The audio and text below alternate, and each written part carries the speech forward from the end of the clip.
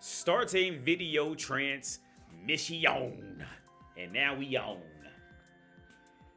So back trying this gaming stream again. See if it works out. Because the last couple times I tried this, I was fucked up. There we are. Let me check myself. So back trying this. Okay, yeah. Yeah, lights. Oh no, that's my Christmas lights over there in the side. In the side.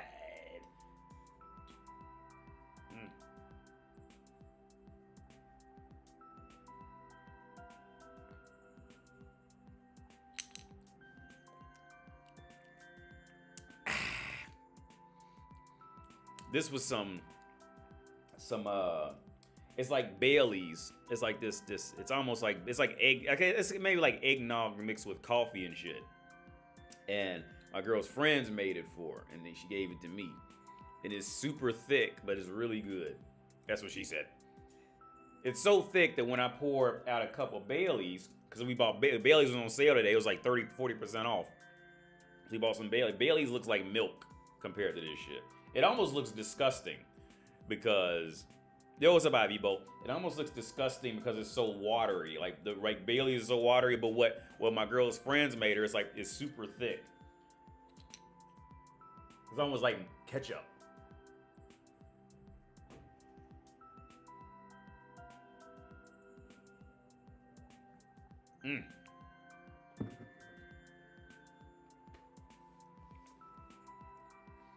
Doing some school stuff or watching your stream. Word up, Ivy, what you taking, man? What you taking? Elijah, Austria, what up? What you do on Christmas? Oh, I ain't do, man. We what did we do? We just sat in and we just sat around, man. We didn't even do a whole. We didn't do anything. Oh, and I'll tell you what we did. We cooked. Oh, I forgot about that. We made a bunch of, because I got a deep fryer and we cooked. Yo, what's up, Mo? How you doing? I'm good, man. Hope you doing okay, man. And we made fried chicken and fried onion rings. And she never had real onion rings, like, you know, like from a legitimate onion. And so we made it for the first time, and they were abnormally good. Like, y'all remember, like, for those of y'all in the U.S., you know, them Outback Steakhouse onion rings, like with the blooming onion and shit. No, this was better than that. We made them. We made some fried chicken. She cut up some chicken breasts, and we had some chicken wings. So we fried that, and then we fried some onion rings, and it was pretty gangster.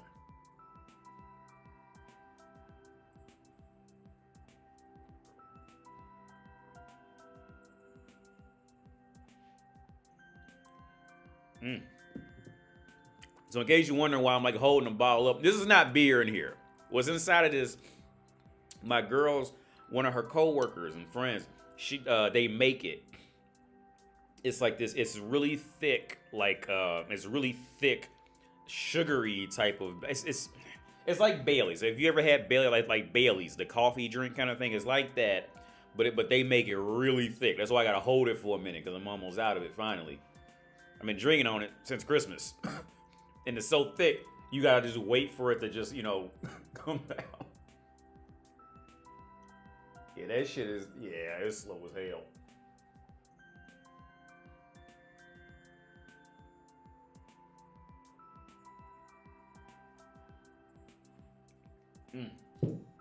It's literally like syrup. So let's get started on this game. Let me go ahead and run this live stream.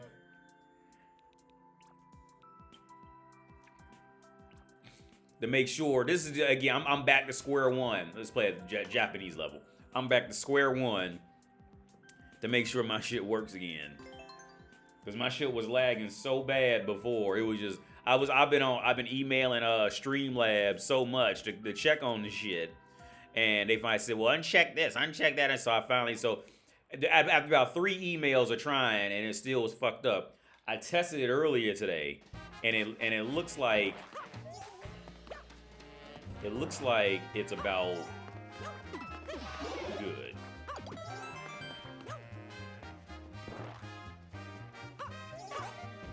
Oh shit, I'm tripping.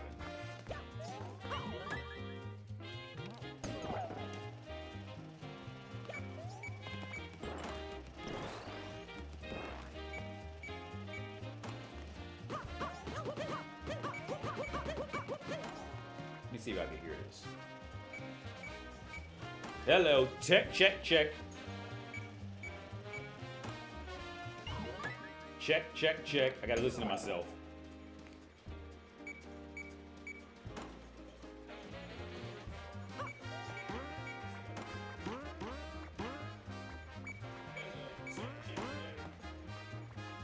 Yeah, let me turn maybe me up a little bit more.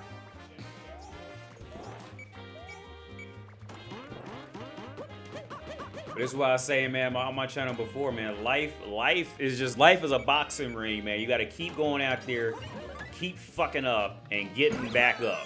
And don't fucking give up, man. But you're going to get fucked up in life. It's just the reality. Oh, it's way stronger. Bailey's is way stronger than what they gave me. But life is a fucking boxing match, dude. Like, you going to get fucked up. You'll get, especially as a man, you really gonna get punched into the ground, beat down, fucked up, blah, blah, blah, da, da, da. You got, like, it's just part of life. You gotta deal with that shit and get the fuck back up. And whatever, you just don't focus on the failure. That's what I tell you, man. Like, don't focus on that shit. Just when it happens, take it. You know, if it hurt, let that shit go ahead and hurt a little bit. And then after that, like, just you know, get the fuck up and go do it again. I say in life, you better off just expecting to fail, but keep trying to succeed. This is like the beginning stage level. Because especially as a man, ain't nobody gonna hand you nothing. They gonna hand a woman something, but they ain't gonna hand you shit. That was some bullshit.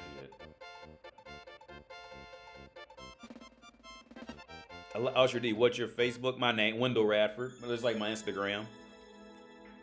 Wendell Radford. Just like my, but it's probably a space, but you know, like a first name would be Wendell Radford.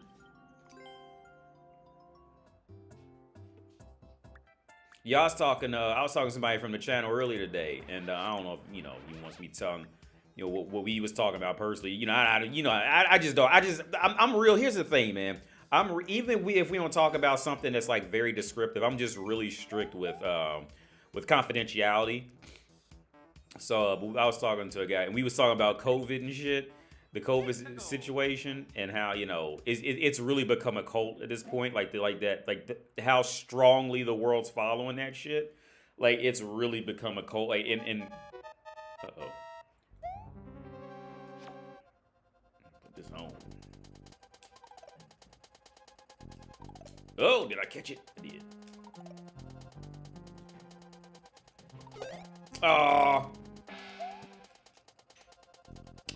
Oh, I can't.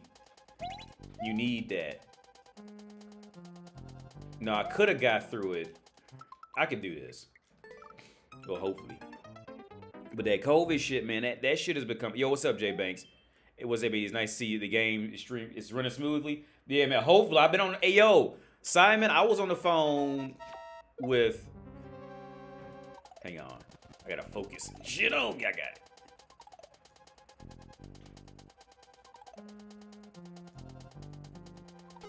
Yo,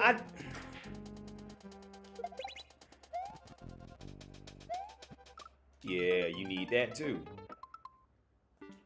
I was on the phone with Stream. I'm not on the phone. Through emails or Streamlabs ever since it was fucking up, man. So I tested it earlier today, and it was working fine. It was literally working fine for 2 hours. I tested it. You really got to time this right. I'm just skipping.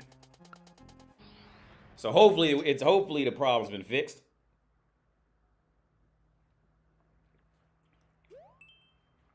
But yeah, back to the topic about COVID.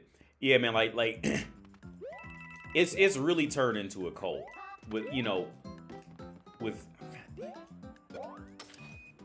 It's really turned into a cult. And it's like, it's getting scary. Like on the internet, when you talk to people who's on this shit, like, because from my understanding of what some people were saying in these social media, god damn it, is that Oh, is that now, at least in the US, the CDC's even saying, like, look, if you don't have any issue, just don't worry about it. And just keep going on with your life. Stop letting this shit control you, right? And the CDC, the same group that was at first like fueling this fear and was pumping this shit into people, and those same people was following the CDC, now they started to go against the CDC. So now it's really starting to turn into this cult type of shit of what they want to, like, who they want to choose to follow. Whoever's gonna fuel their fear, they're just gonna follow that person now. And it's starting to really get scary.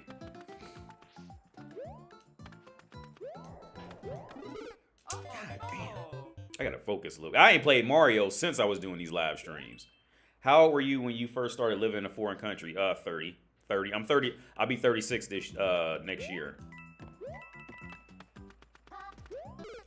Oh, that was just shitty. I fucked that up. Yeah, I was 30 when I first officially moved to another country. Now I moved to different states for like a small period of time, but like to actually get the fuck up and and be out type of thing. Oh shit.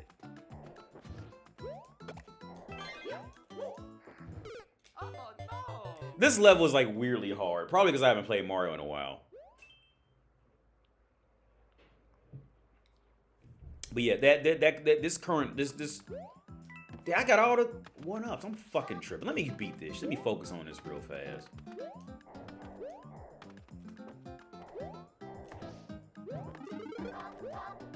God, I did that stupid shit again.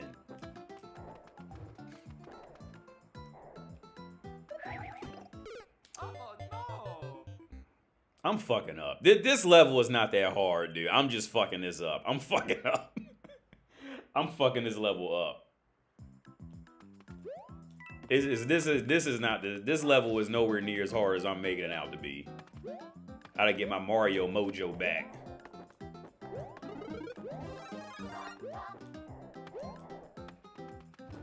Let me try something.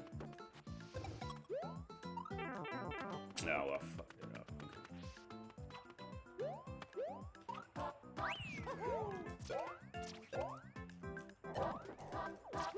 Yo, why am I doing this? I am fucking this shit up so bad.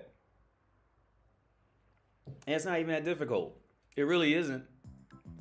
Oh, I got the checkpoint. Oh, no. For real.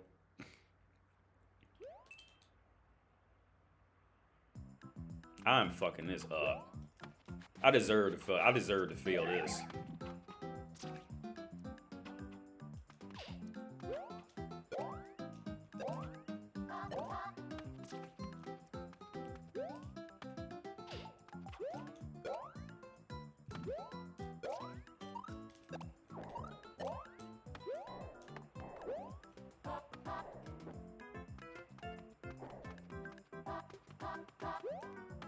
Oh, are you fucking kidding me? Dude, I'm mad at myself now. This level is not that hard. It's not that hard. I'm making it much more harder than it needs to be.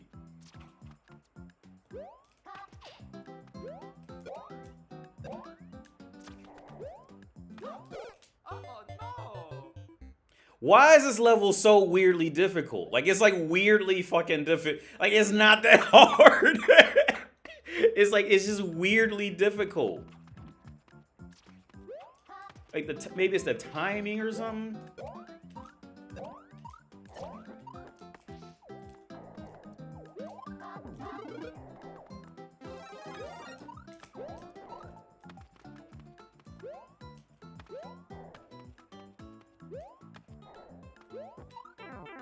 I thought you could jump on them for real.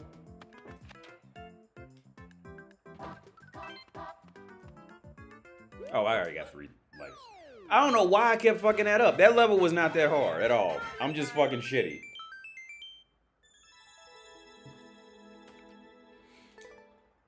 World record was 23 seconds. It took my dumb ass a minute. It took my dumb ass a minute and a half to figure this shit out. So I gotta defeat one Thwomp. It's a Chinese level. So I mean a Japanese level. Oh Lord. Oh no. Okay, just stepped off the cliff and got hit by a thorn.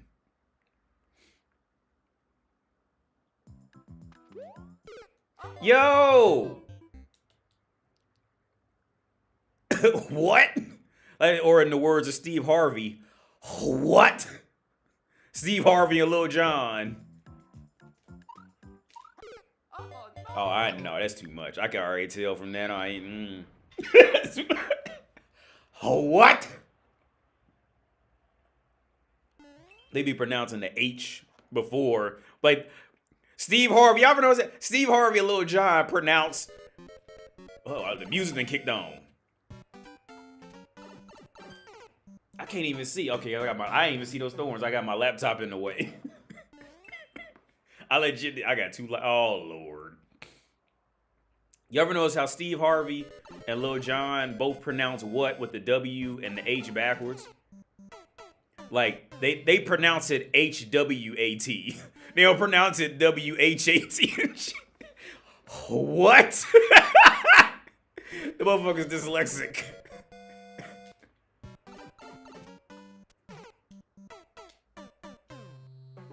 Yep, game over. On expert.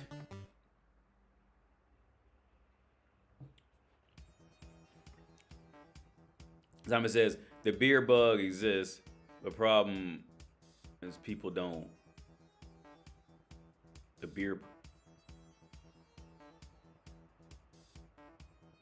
refuse to comply with mandates in some foreign countries. Japan stay wilding out with these levels.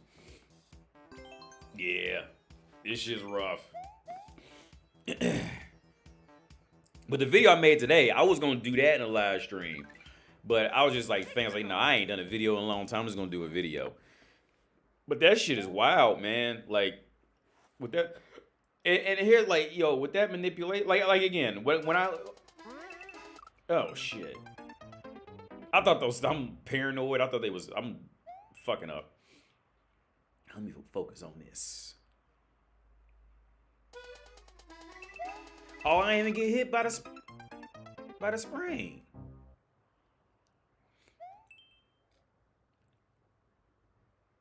Mari Pro.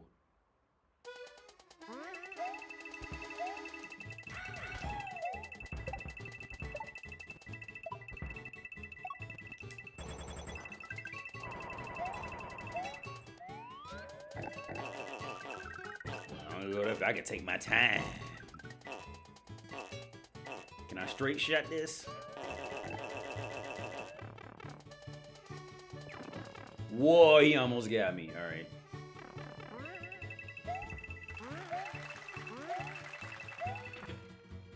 What?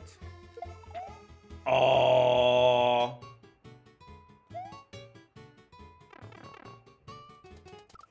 Oh, and there's a checkpoint right there. Motherfucker.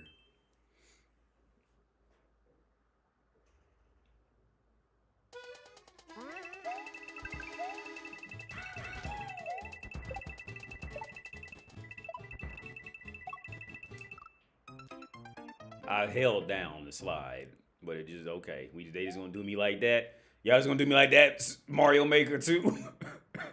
For realty though, for realty though. They still ain't.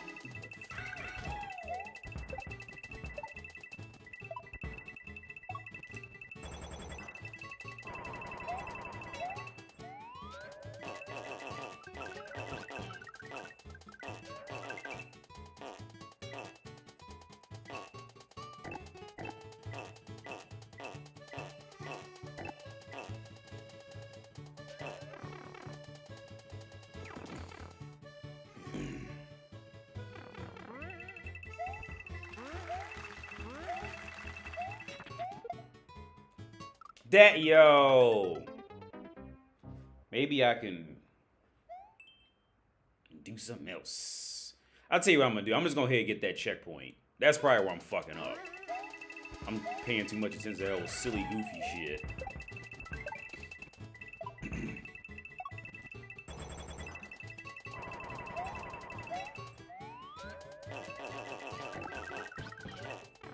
Oh.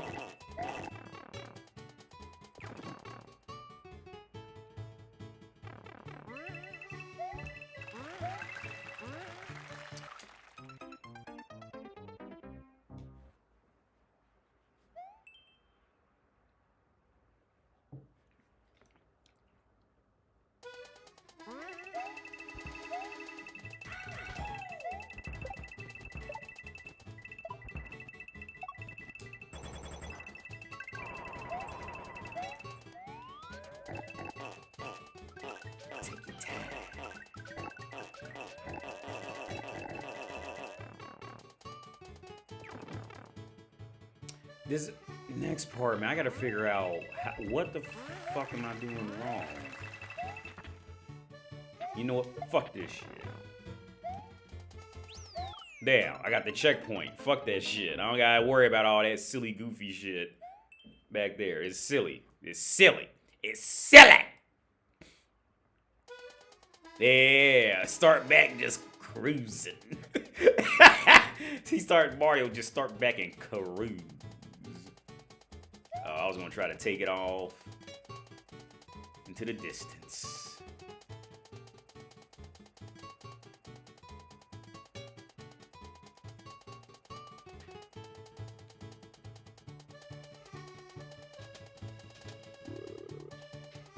Yo, my man, how am I supposed to get...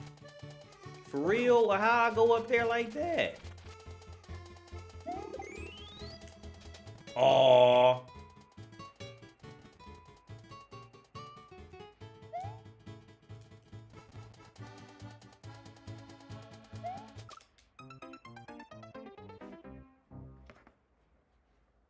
Some countries don't have any COVID mandates and are functioning just fine. Oh, yeah. Yeah. The COVID shit, man, like, it's really just becoming a nuisance at this point. It's just becoming a I mean, I'll still wear a mask. Just like I was talking to somebody earlier today. I'll wear a mask if it makes somebody else, if it just makes somebody comfortable type of thing. But, I don't know what I'm supposed to do right here.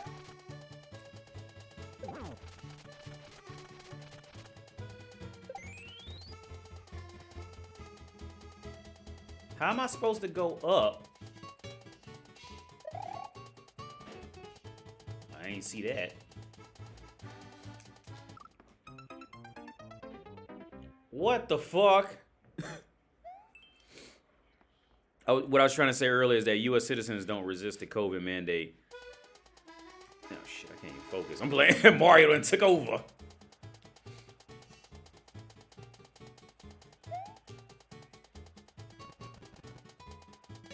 I think I'm gonna play Gran Turismo in a minute. I'm just not. I thought I was in the mood to play Mario and not Gran Turismo, and now I'm in the mood to play Gran Turismo.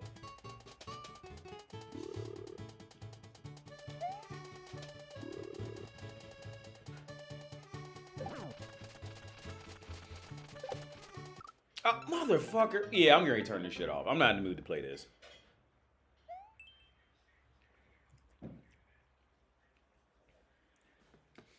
Yo, what's up, Xavier?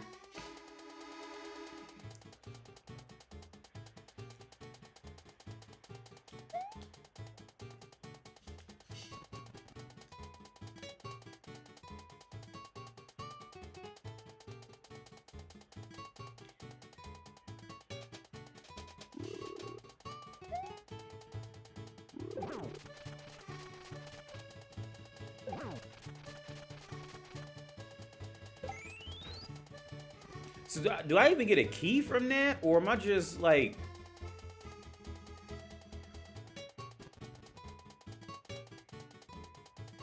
I'm real confused on what to do here. Because if I jump down right here... Ain't nothing to fly up on. But what's the arrows going up for? Ain't nothing to go up. Yo, what the fuck am I supposed to go up on? I can't, well, that's it. I can't go up there either.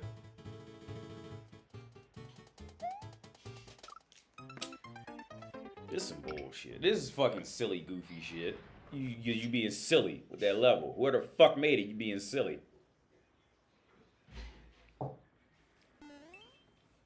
Hey, yo, I also played this game called The Gunk. That shit was actually kind of fun at first, but it got annoying after. It really should have ended. Oh, wow. I didn't see that coming at all.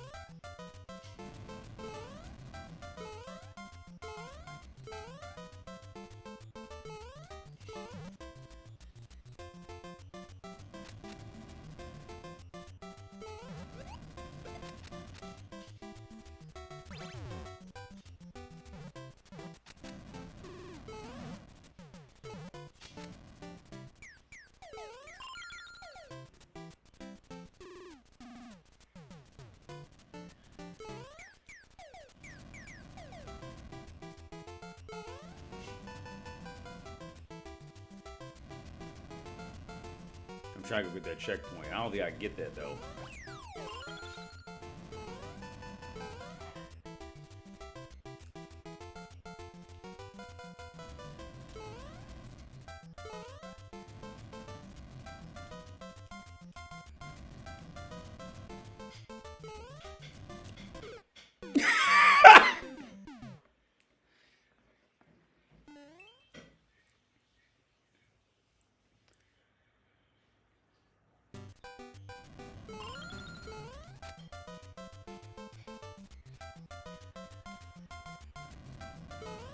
Where we at? Okay.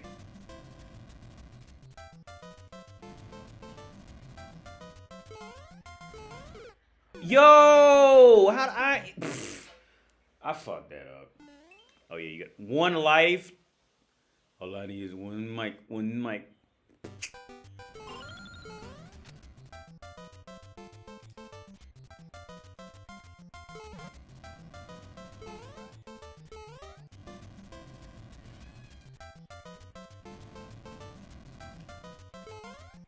Yo, man, for real?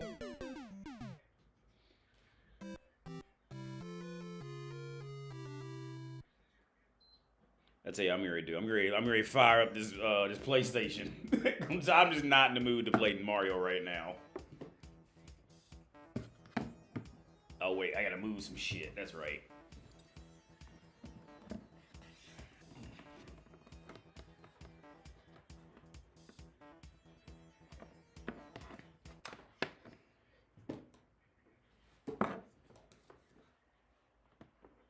Oh yeah, come on, cable. We gonna move some shit.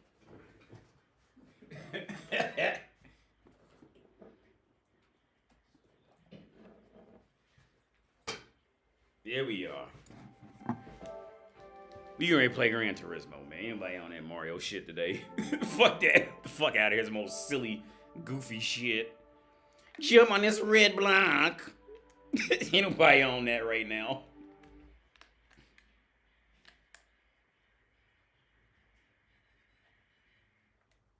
I don't think. What do you say? I don't think people actually play through their level. I don't think people actually play through their levels after making them. No, they probably don't. But I think a lot of people, because I looked at how they do that shit, man. I think what they do is they just fucking, like, they make something that kind of looks cool and just kind of post it as a level type of shit. I don't think they actually, like, legit, like, you know, try to play through that shit for real. Some of that shit be straight ass. We only got 4 minutes. Okay. I did this race earlier, man. I played around with it, testing my whole setup. Let me make sure it ain't lagging. Yeah, it looks fine. Fired up. Fired up.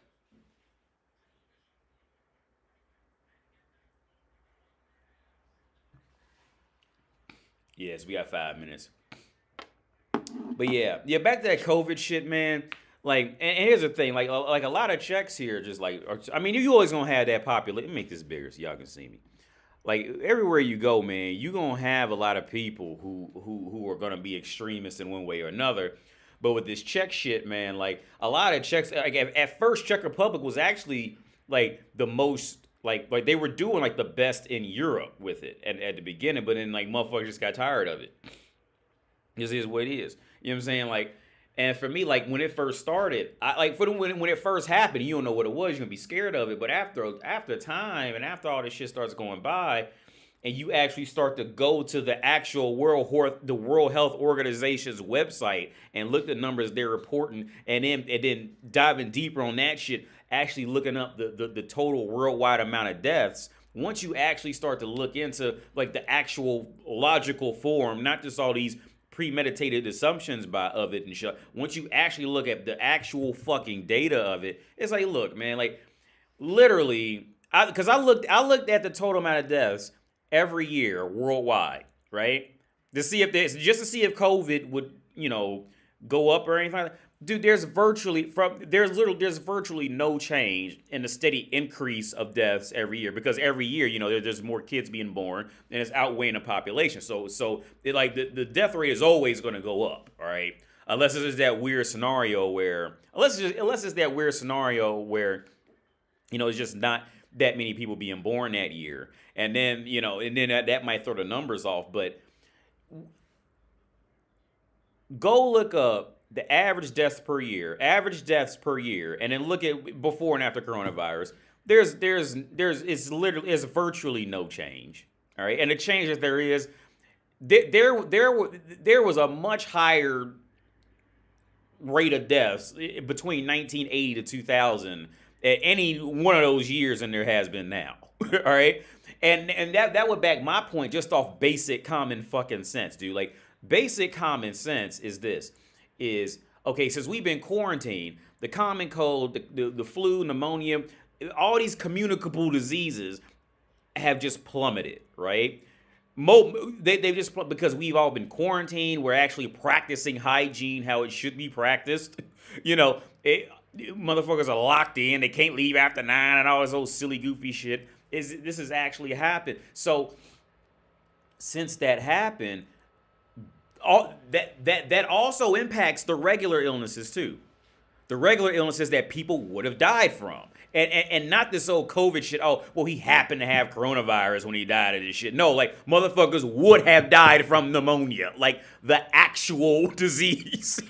Not just, I just kind of had COVID while my knee hurt, and you died of COVID. That old silly shit. You know what I'm saying? Like, so when you factor in all this shit, like it's like, it was basic common sense from the beginning. You know what I'm saying? But it ends up being this fucking like it turned into this cult of people wanting to be afraid, and I'd say a large part of it. Now, don't get me wrong. With those illnesses, somebody died from the flu. There's going to be a percentage of the population is going to die from the flu. They're going to die from pneumonia. They're going to die from the common cold. They're going to die from. There's a percentage of people who are going to die from literally every illness on the planet, right? There's always that percentage, right? Always. But now I think the code, so everybody's just focused on this coronavirus shit. So if especially in social media, if somebody says anything about coronavirus and it is not advocating fear, like motherfuckers will run you out that room, son. Like it's literally turned into a cult until you bring in actual fact. Again, look up the worldwide numbers of deaths every year. It's usually up around 60 million per year. And it has, I mean, the difference is relative. Okay, the difference, counting it being a pandemic, the difference is literally negligible. And when you look at the total fucking chart of it, the total chart of deaths since like the 1900s and now, it constantly went up, and it went up more between 1980 to 2000, than any other place. But there's no cause for concern then. Why? Because nobody's fucking panicking about that. They ain't talking about that in the news. And nobody care about that. It's really turned into this fucking cult, man. I saw I saw you have Yakuza. I saw you have Yakuza. Heard that game is good. Oh, Simon, yeah, it's good. It really is good. The thing is with Yakuza, man, I think with the Yakuza, with what you seen, because I got it on Game Pass too, and it has all the Yakuzas in there on Game Pass. It's like $15 a month. I swear by Game Pass, dude. I think Game Pass is okay. Game Pass for me hit a special point because with the current situation with the chip shortage or making the video card scenario or getting a PlayStation 5, Game Pass hit that perfect fucking, it hit right in stride because you can't get a PlayStation 5, you can't get an Xbox Series X, you can't get a good video card for a PC.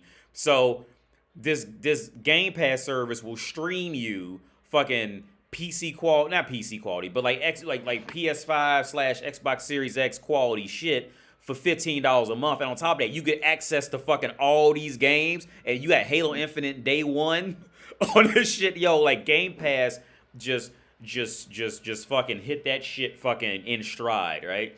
But no, with Yakuza's great. Don't get me wrong. I cannot, diss Yakuza at all.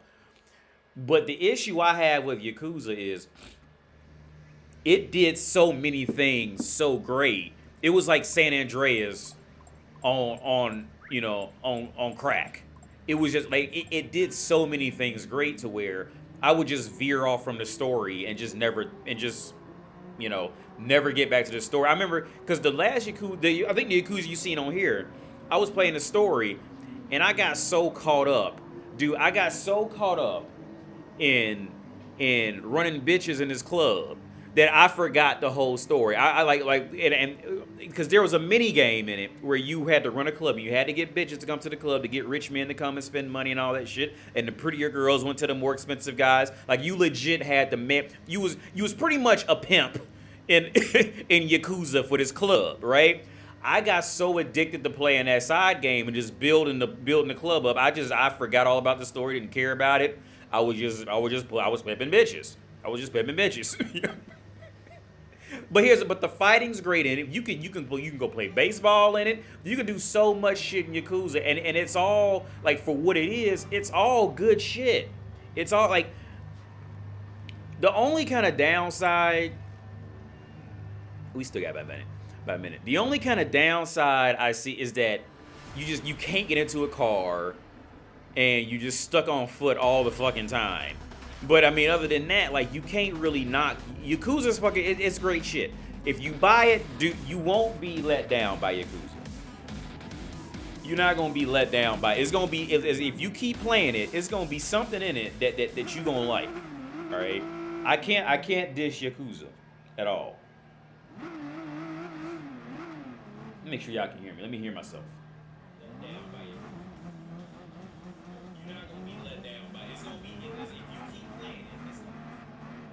Yeah, I say I'm good. I'm listening to myself on that checking system over here. And I don't know this track at all. I did it one race earlier today, but this track, like, for some reason, Gran Turismo is they're like, for the last year, dude, Gran Turismo will put like literally the same exact tracks the whole fucking time. And over the last month, they've been including tracks that they would never put in at all. So like I still don't really know this track that well. Oh shit. Okay. Damn. Now my tire's dirty. Let me get it back. Somebody else is off.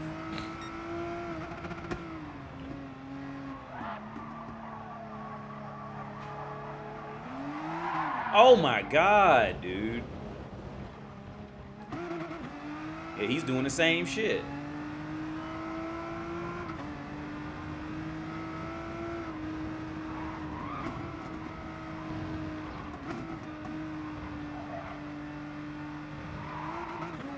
Yeah, he over there doing the same shit. Cause yeah, like Gran Turismo is really on this just this bad streak of just fucking up one right after another, man. They really are. Cause people was dying for new tracks before, and then it's like now they just throwing on any new track they feel like, and it's fucking up the whole flow of this shit. So now you got to learn this track, which is going to take you about 2 or 3 races to fully get. And this is not an easy track because it's long and it's just hard to remember shit. And on top of that, I'm just shitty.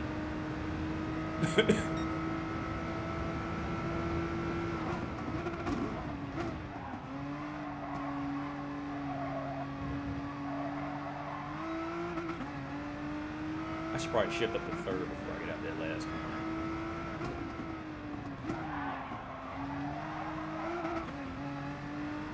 Yeah, exactly, because he catching up on me.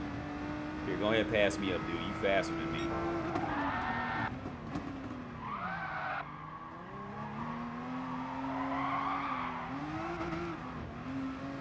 Dude, here, pass me up. Because you're faster than me. I don't know what I'm doing.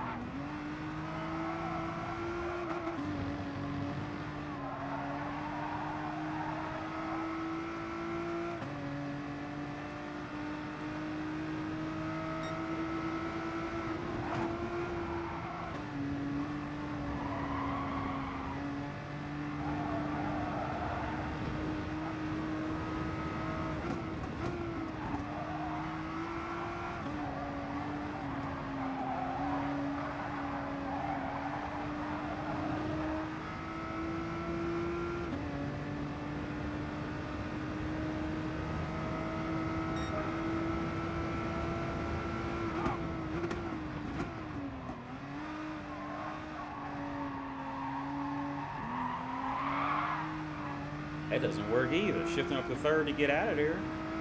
Still sliding around.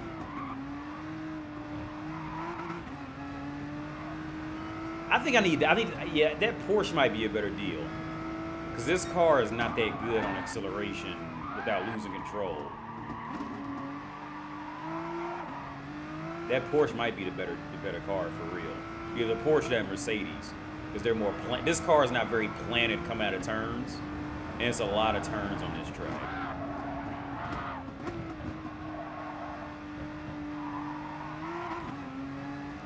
I'm gonna go with either the Porsche or Mercedes next time. This car is more made for straight line shit, not.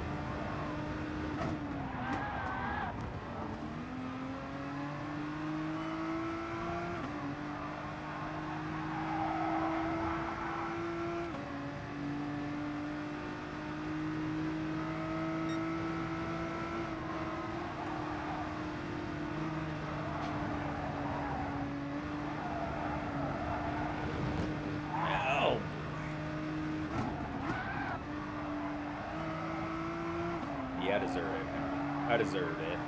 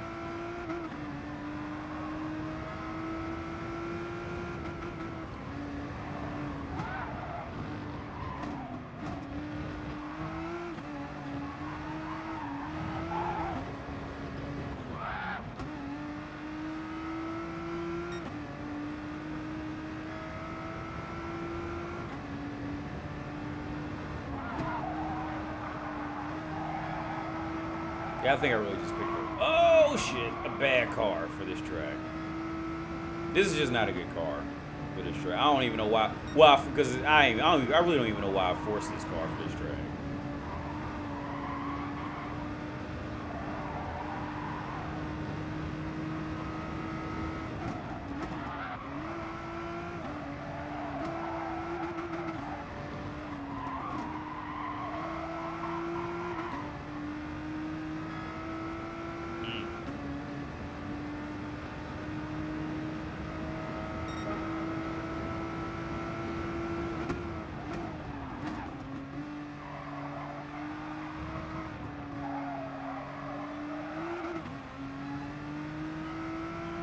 better exit out of that corner.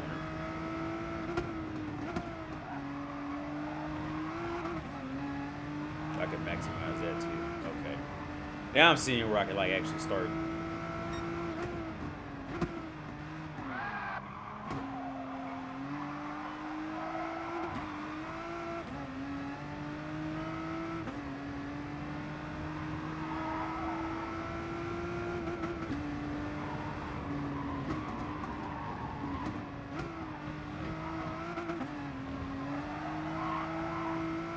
I hit that a little better. Oh yeah, I'm gaining now. On the dude in front of me.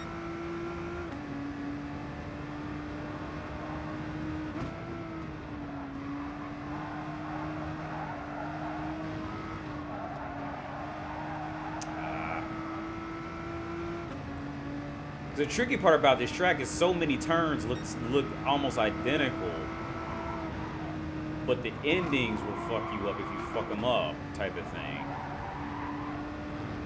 So it's like it's hard to remember like exactly where you are until you just figure out the track kind of thing.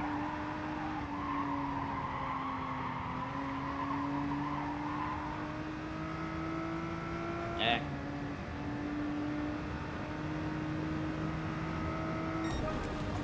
That was my fastest lap by far, 137. So it's finally starting to get into legit competing time and shit. We'll grab some more to drink. My girl in there cooking dinner. We'll grab some more to drink. We're good.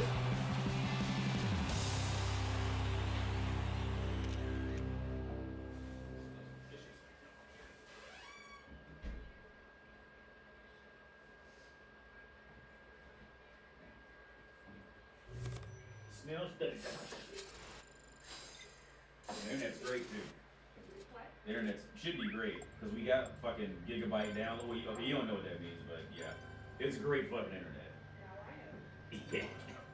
Oh, you moved the plant. That's a nice location for the plant. I know. It looks so much better in there. I would have never even thought to put that over there like that. Okay.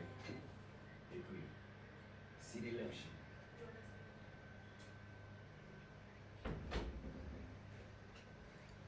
Alright, I'm back. Oh, they was still doing a lot faster than me, and they fastest. Like, I gotta get that shit back in. Gotta get it back in. 5 minutes. Yeah, let me switch cars. Cause I think, because that Nissan is awful coming out of turn. So either this Mercedes or this Peugeot. I don't know how to pronounce that. Peugeot. Those two are good cars. Well, Peugeot's kind of awful coming out of turn. I'm gonna go with this. I'm gonna go with this car. Because this is gonna be more stable coming in, but it doesn't turn well though. But it's more, but it's planted. This is gonna be a hard decision. Got me super caught up. Friends, I'm behind on comments. Oh no, I'm not that far behind. Austria D, yeah, it's not as bad as when you first started, especially here in NYC. NYC got hit. Yo, Elijah, the first thought I had, I'm not even gonna lie to you, man. The first thought I had when this COVID shit, when it hit, was about, because how close and cramped New York City is. That was my first fear, was that New York City's gonna be fucking just immobilized. Because of how close and cramped everybody is together there. Like I said, I've been there twice. I never lived there, but I've been there twice. And like how close and cramped some areas can get. It's just like my first, because you know when that first happened, you be kind of afraid. You don't know what's going on. So when they talking about it's that contagious and motherfuckers would pass out dying and shit like that. And they tried to hype the shit up like it was some old, you know what I'm saying? Like it was motherfuckers was trying to spread COVID like the shit was fucking, like it was a death sentence. Like it was like as if it was HIV in the fucking 80s and shit. Like it was a death sentence back then. You know what I'm saying? You got HIV in the 80s, that shit was a death. Like you were going to die in 3 years. Sorry, it was a good chance. Like you got that shit, just mark off the calendar. Let's see, 1 year, 2 years, 3 years at maximum. Yep. And it was and motherfuckers tried.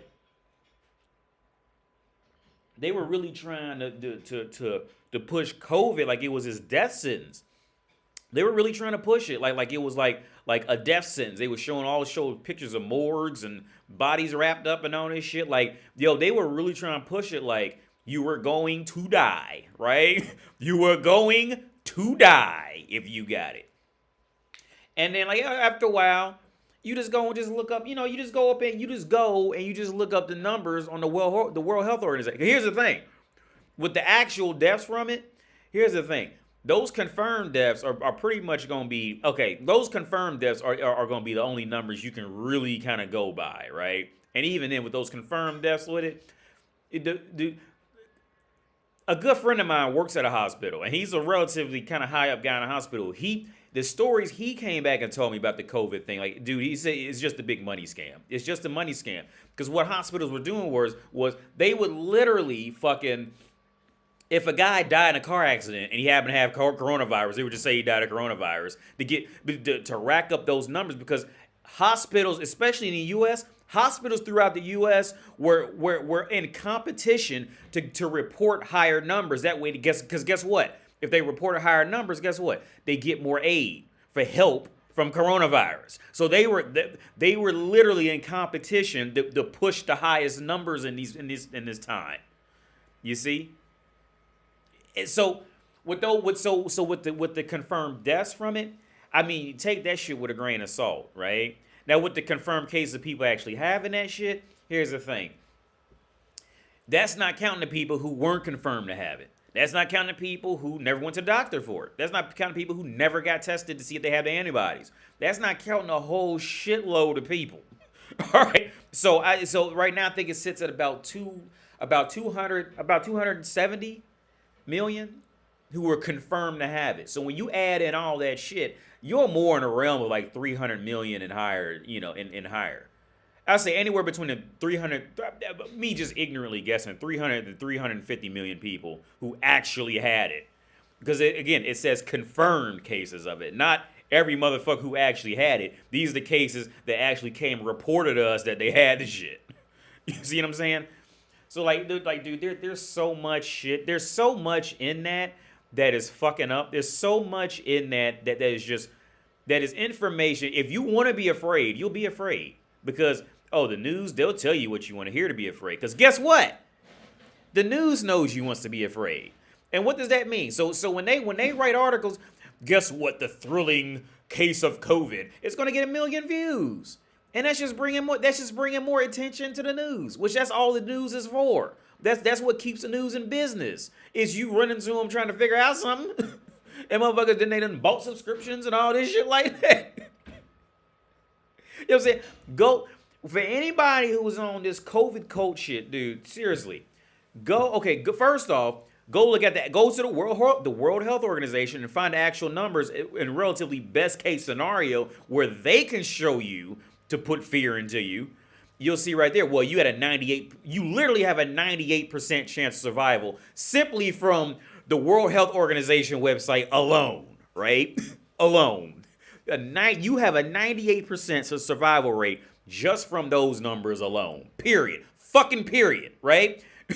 Now, the next step is to do this. Go look up how many people die per year in the world. And then compare the data for people who've died now and compare it with how many people who died 5 years ago, 10 years ago in the world. And you'll see, like I said earlier, the death rate is always going to go up because there's going to be more people. So it's always going to slowly go up. But there's there's virtually no change in the yearly rate of deaths. Virtually none. Virtually fucking zero, dude. Like, now, will people die from COVID? Yeah. Just like people were dying from pneumonia and the flu and all that shit. Well, people will die from a fucking splinter in their hand. From, hitting the wrong piece of wood. They're going to die from that. All right? I'm not trying to say that people... Yo, what's up, Crunchy Candy? I'm not going to say people ain't going to die. I'm not going to say it fucking sucks as people who die from coronavirus. But also, see, before COVID, people was dying from all types of other shit when people wasn't washing their hands when they got back from the bathroom, too. You see, this COVID cult doesn't want to accept that. If you tell them that, oh, well, you evil now. You evil, because you actually saying something that makes some sense. That's not just fear-mongering, but you're actually making some sense. That can count, that maybe won't fuel their fear. Oh my God, man, get me on that rant. And these social media motherfuckers, oh my God, like they're just diving into their own fear, man. It's really fucking pathetic. At some point, it just gets to be completely pathetic. Yeah, my driver rating in this game is gonna be shot. Y'all can't see that, but it's gonna be shot because I do not know this track. I gotta figure out this track. I'm just playing like shit.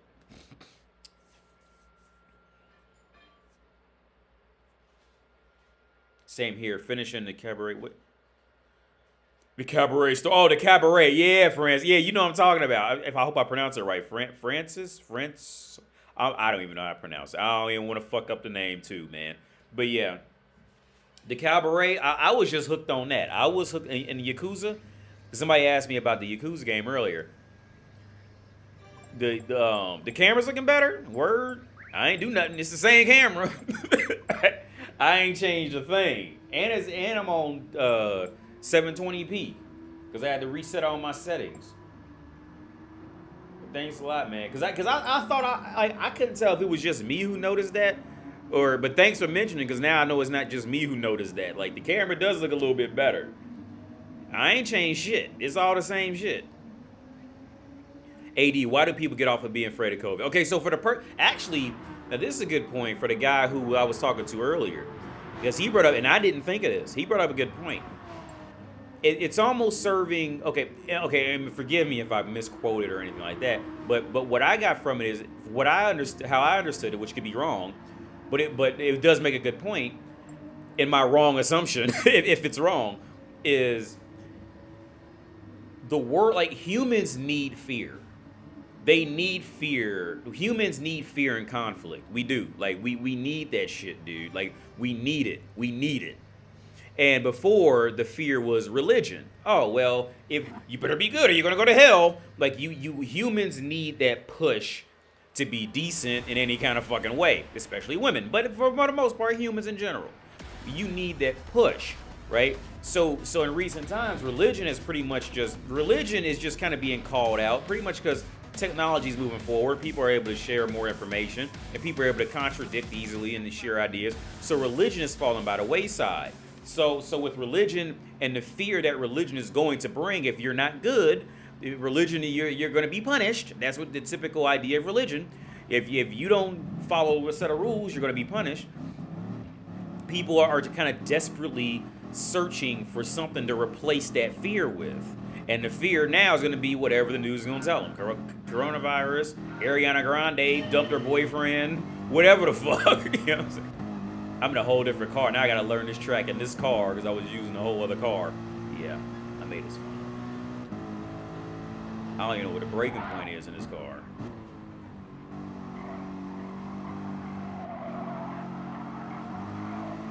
So much more Better Planet coming out that turn that Nissan was.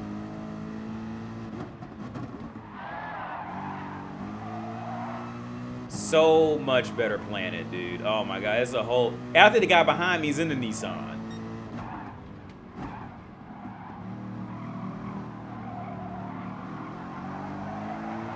It's so much Better Planet. Yeah. That Nissan is just... It's an awful car for this track.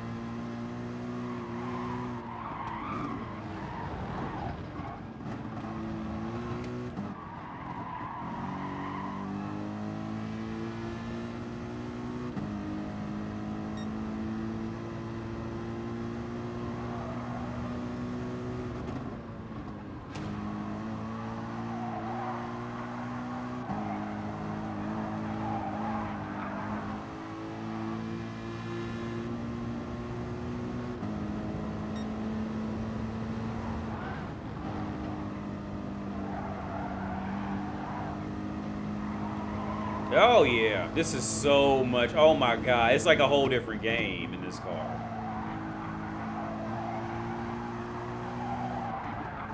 But why would you hit me? I'm gonna let you pass me up. This car, it literally makes this track like a whole different race now.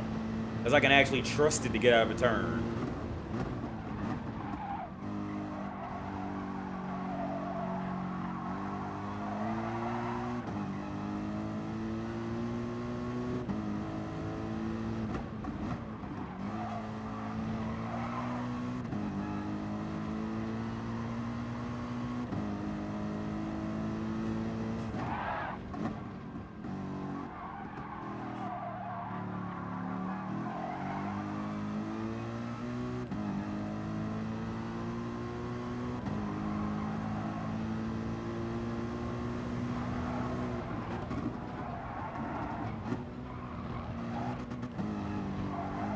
Oh fuck! I fucked that up. Yeah.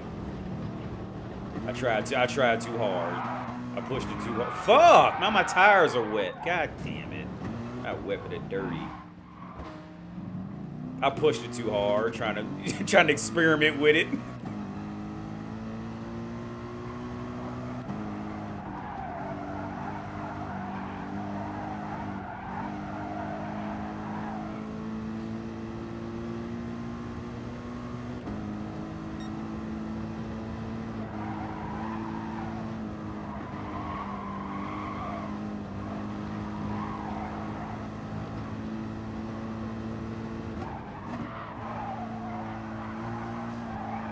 Tires are clean now.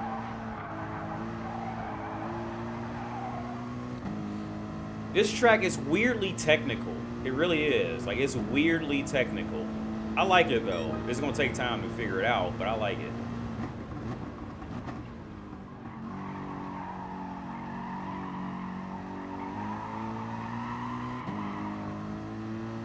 You can't get out of turns with that car. He in his Audi, the engine's in the back too.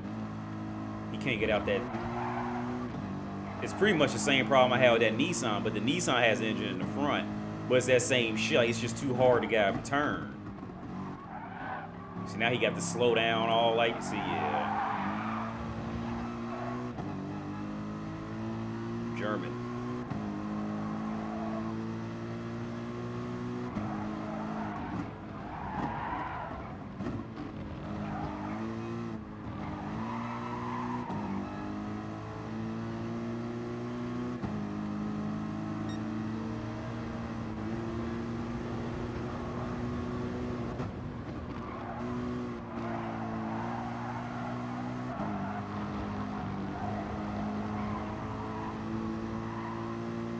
He ain't going nowhere, because that car, unless I fuck up, he ain't going nowhere.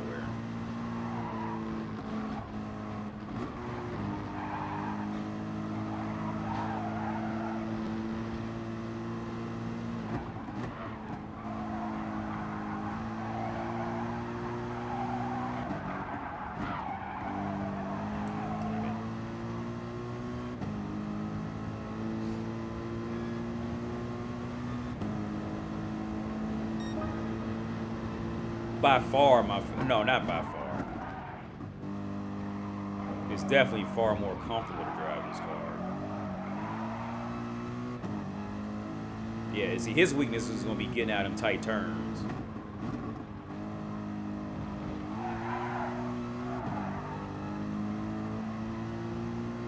That's going to be his weakness. It's awful in those cars.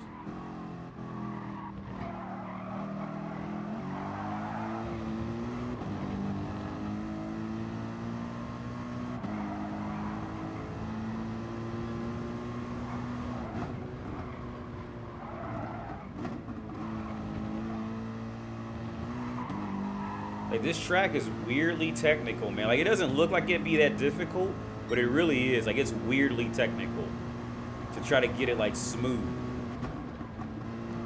And then trying to remember exactly where you are on the track and what, you know what I'm saying, what turn's gonna come next kind of thing. That's the hard part. Yeah, he off right there.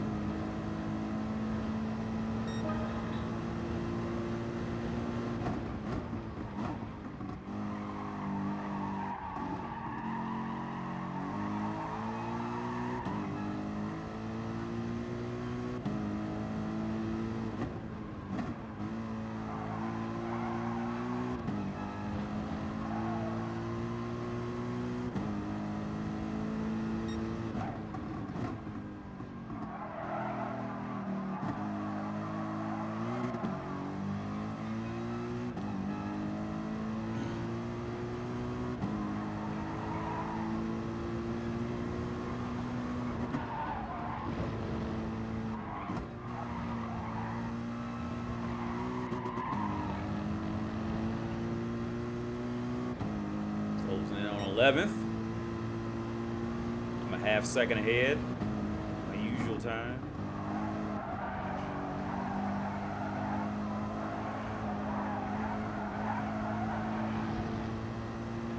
See if I can close this gap in.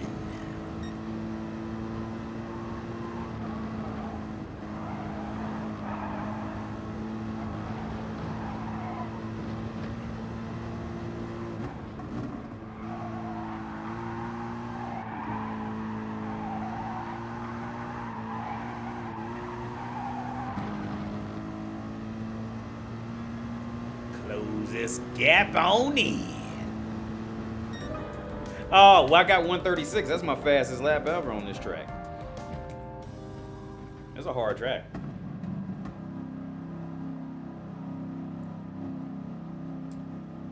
Camera looking better. Thanks, Limbo Theory. Yeah, we touched.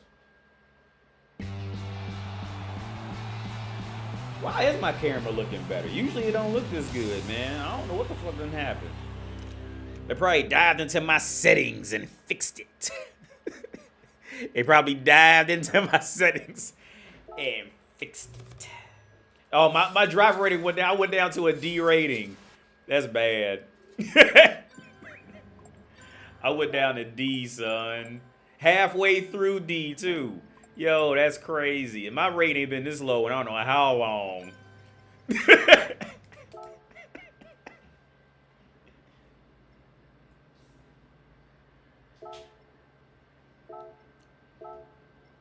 That smell good. Whatever she in there cooking, smell good. I'm gonna go take a bite. Y'all know where I get that shit from? Take a bite. Cause I don't know. Okay, cause I grew up going to like Christian schools and shit, right? So I used to have to go to church, and my preacher, I still talk. Well, I haven't talked to him in a while, but I talked to him. I was sitting in the kitchen. I was talking to him one time. He always did that when he would be preaching. He'd be like, "I gotta take a bite." That's where I got that shit from. I got it from him. Like, well, you know, something just ain't right. That's where I got that shit. You know, it's smelling good in there. I might have to go in there and take a bath. Take a bath. I have to go in there and take a bite out of crime. Might have to take a bath. But y'all know what? I remember the principle I had, because I started off like, I don't try to promote, because I get like in the world people want to hear that, you know, success out of nothing story. No, I did not grow up poor. Okay, we weren't rich, we weren't poor either. Okay, so I started off life going to a private Christian school, and I remember the principal, I came across, okay, because he the principal of the school. Okay, back in these schools, they could like SWAT children. Now, I never got a SWAT. I came close a few times, but I never actually got a SWAT, right? But here's the thing. I remembered that principal as being just like the most, like, okay, we would call like the most alpha male, the most alpha, just big dominant man with a beard and all this, just the meanest motherfucker on earth, right? I come across this motherfucker as an adult, like, yo, like, he is so kind. Like, I'm like, yo, what the fuck? And here's the thing. Here's the kicker. When this motherfucker he recognizes me before I see him. Motherfucker, it's been 20 years. How do you remember me? No, it's been longer than that. And he know my first. Hey, Window, how's it going? Like, yo, motherfucker, how do you remember me? Yeah, but here's the thing. He is so nice. Like, that motherfucker is kind as fuck. Like, that motherfucker, like, you can't not like them. But when I was a kid being bad, I remember this motherfucker damn near like how I remember my dad. How you remember your dad when you be young? Like, your dad is just be like the force on earth you just don't touch. You just hope that motherfucker. Okay, your dad is like Thanos. All right, when you be younger, like Thanos. Your dad is like Thanos, son. Like, when you be growing up, your dad's the baddest motherfucker on earth. Like, and I told a friend of mine about it. We talked about this, like, and we both said we both agreed about this. We said, look, if my dad and they talked about, and this was even touched on in the movie Interstellar, which was one of my favorite movies at the end. I don't want to spoil it, but this is gonna be a light spoiler, right? In the end of Interstellar, the girl, the woman, the daughter is now like 120 years old, and the dad's still like 36 years old, and the dad asked, well, how did you know I'd come back for you? And she said, because my dad said he would. And that's real shit. That shit brought tears in my eyes the first time I seen that scene. Because here's the reality, dude. Me and a friend talked about this shit. We said, look, yeah, I seen Spider-Man, Elijah. We said, look, if God itself came to earth and made a promise to you, and your dad was standing right next to God and made a promise to you, which one would you believe more? And like for real, like you would really believe your dad more for real. Like that's deep shit. And we both agreed on it. Like, yeah, no, we probably had to take, I believe my dad before I believe God. All right, let's say if God was real and all this shit, motherfucker could create anything, right? If you put God and your dad next to each other, dude, I gotta go with my dad on this, bro. God, I get it, but I gotta go with my dad. My dad, yo, that motherfucker, that's the most gangster person in the world. But it's crazy how that shit plays out. It's crazy. Like, I feel like I got money in my pocket. What is this? Oh, this is my ticket for parking in the garage. This is a check ticket. I don't know if y'all can read that. That's my ticket for parking in the garage today. You can't, I don't know, y'all can't, yeah, I can't read that, but yeah, man, that just be, yeah, I seen a new Spider. I don't want to spoil it quite, well, social media, man, it's already spoiled. I'm happy at how it ended. I'm just kind of weirded out by the whole theory of this 18-year-old kid just walking up into the wizard who's in control of the multiverse and all this shit, or has, influence on the multiverse. This 18-year-old kid say, hey, can you make people not know who I am? Okay. Ding! And just do it. Like, that was just kind of weird. I was really hoping that Doctor Strange was really a Skrull or something, because that was just really awkward to me. How I just found that awkward that this 18-year-old kid just walks over to the King Sorcerer Supreme or whatever the fuck he is and just says, hey, can you do this for me? Okay. And he just does it. No questions asked. Like, oh, you're messing up the spell. I'm trying to do it for you. Like, yo, for real? Like, this motherfucker, Doctor Strange, he's running all this shit, and you just gonna do it for him? Like, you just gonna do this shit for an 18-year-old kid because he a little salty right now? For real? Like, maybe they can even maybe they can, like, kind of catch it to maybe when Ultron comes back, they needed to, like all this had to be set in place to maybe save him from because Ultron's gonna come back. He should come back. Because that's another thing. Ultron is so badass, like, they can't beat, just like they can't beat Thanos. They gave Thanos that little cheap-ass ending. Because, okay, and here's the reality on that. That was one out of over 1 million endings. So that tells you the reality. Like, they can't beat Thanos. Them motherfuckers can't beat Thanos, all right? Period. Fucking period. There was literally one in over 1 million chance. And we got the 1,405th chance in the movie theater when we went to go see it. Like, 1,400 other times Thanos wiped. Okay, we don't win. I won't say Thanos exactly wins because again, okay, now this is going to touch on my personal thoughts on Endgame, which I fucking hated. I thought Endgame was a waste of fucking time and fucking space. If it wasn't for Wonder Woman or whatever, Captain Marvel, Endgame should have been the next highest up on just like awful movies, right? Another drop ball was showing the alternate one of the 100th and showing one of the million other possibilities of, well, what if Tony Stark had snapped and his deepest, darkest desires came out and he became, the evil bad guy and they had to fight Tony Stark? Or what if Captain Marvel had got it and she thought she snapped right, but instead she fucked around and accidentally did some fucked up shit and sent the whole universe down the wrong. But see, that's a whole nother area of, there was so many dropped opportunities in that movie. I don't know. Honestly, I don't know which one's worse. Endgame or Matrix Resurrections. I don't know which movie's worse. Both of them had ample areas to dive into and missed literally every single one. It missed, I'm telling you, it missed every single one. Missed every opportunity. Like I said, I would have loved to see where Spider-Man where he just got one of the other million possibilities, because Thanos didn't win all those million possibilities. The Avengers had to fuck up some of those possibilities too.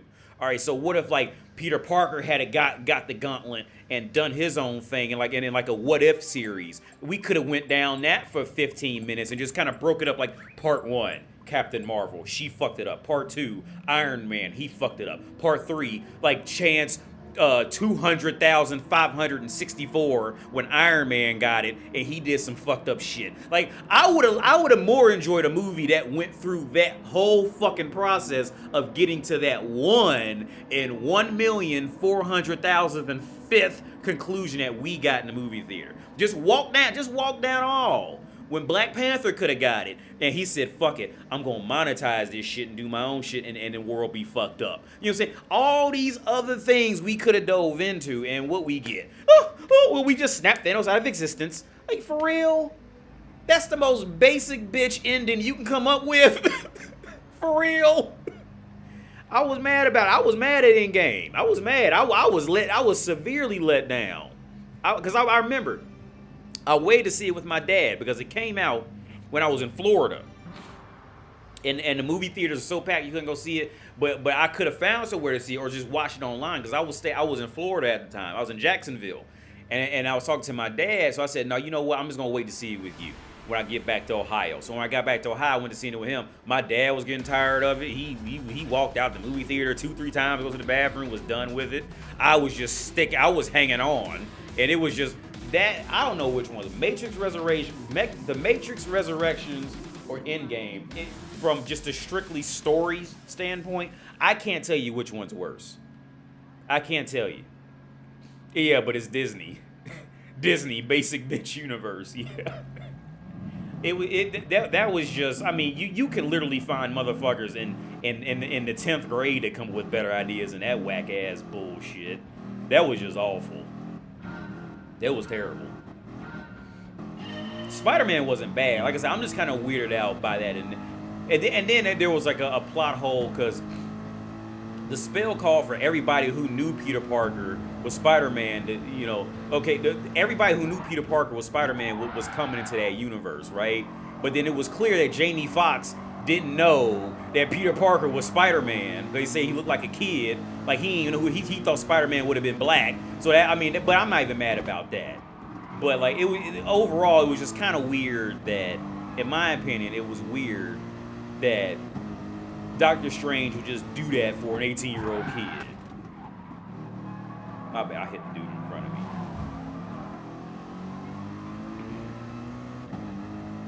But I'm happy. I'm happy with the ending though. It really got Spider-Man out of that whole I'm Iron Boy shit. I'm happy about that for sure.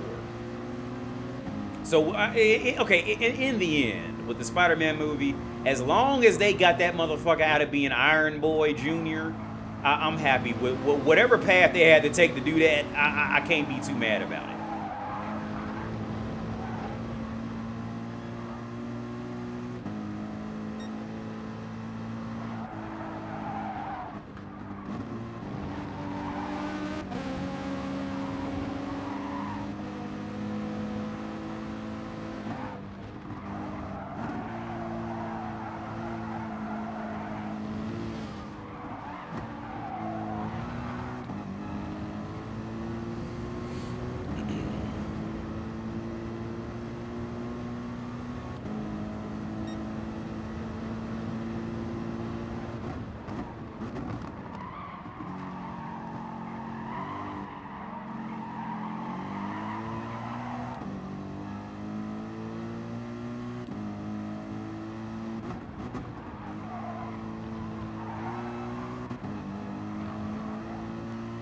Yeah, McLaren's an awful choice for this track.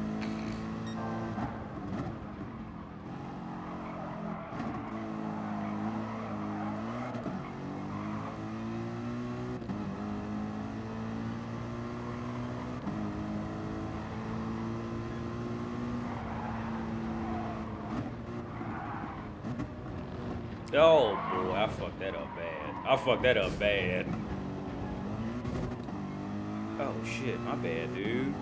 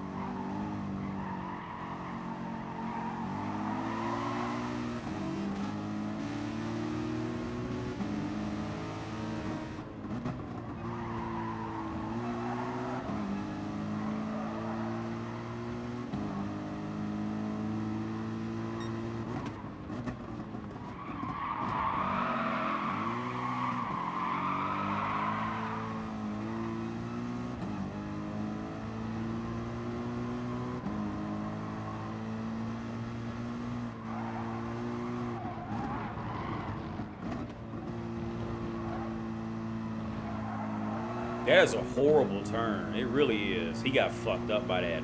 I ain't fuck up that bad when I did it last time. He got fucked up by it. That's an awful turn.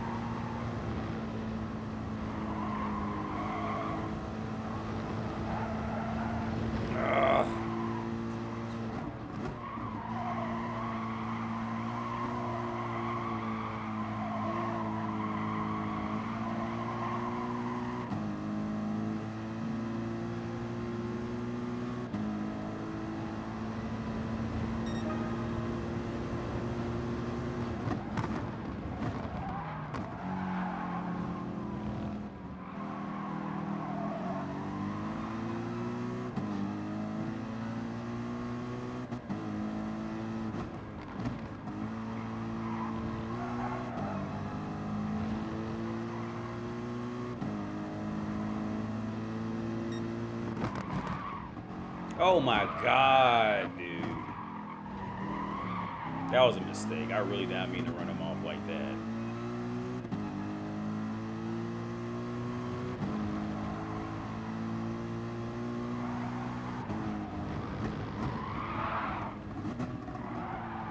That turn is brutal, man. Like that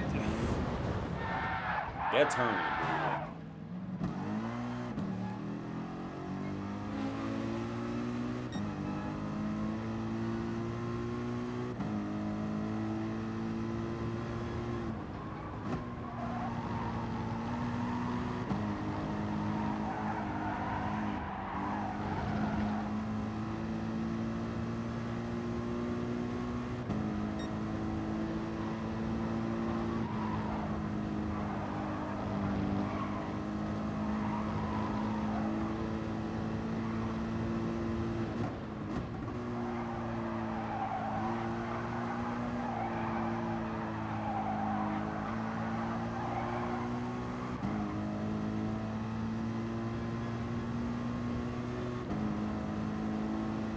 Last lap.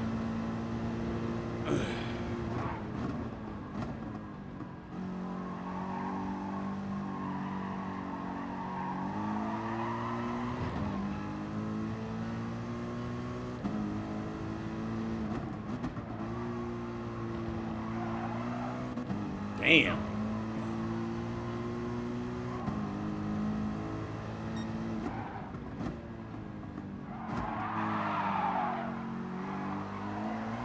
He's off. That's 2 free positions.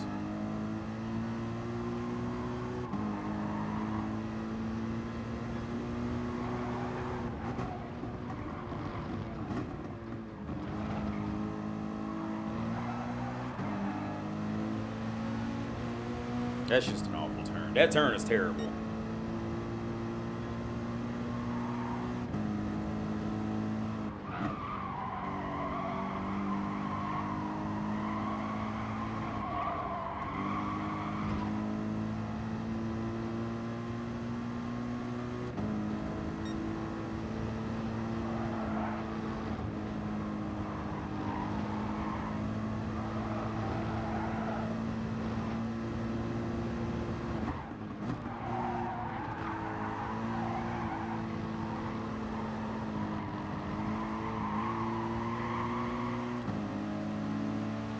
Damn.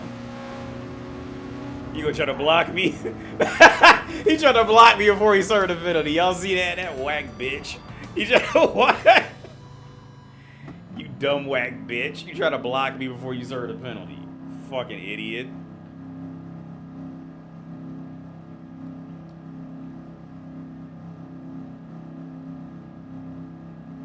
The expandable move, Expendables. I still have. I've been meaning to watch that. Finally watched James Bond. No, yo, I like James Bond. No Time to Die. Man, when the new Bond took that wig off, I lost it. The new Bond took a wig off. When the new Bond took a wig off, I don't remember that. Well, let me ask my girl, because me and my girl watched that shit, and she remembers a lot of them little details like that. Let me start another race and let me go ask her real fast. I don't remember a Bond that took their wig off. Let me go, because we watched it together. Be right back. I'm going to ask her.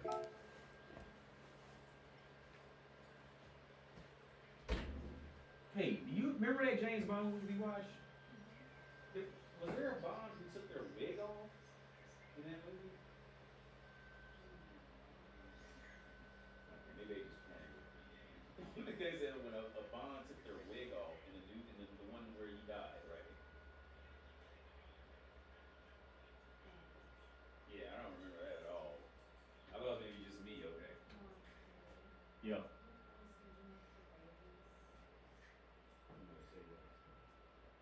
You want the beer? I'll drink the beer. You want beer and Baileys? Okay. You this cup? Oh yeah.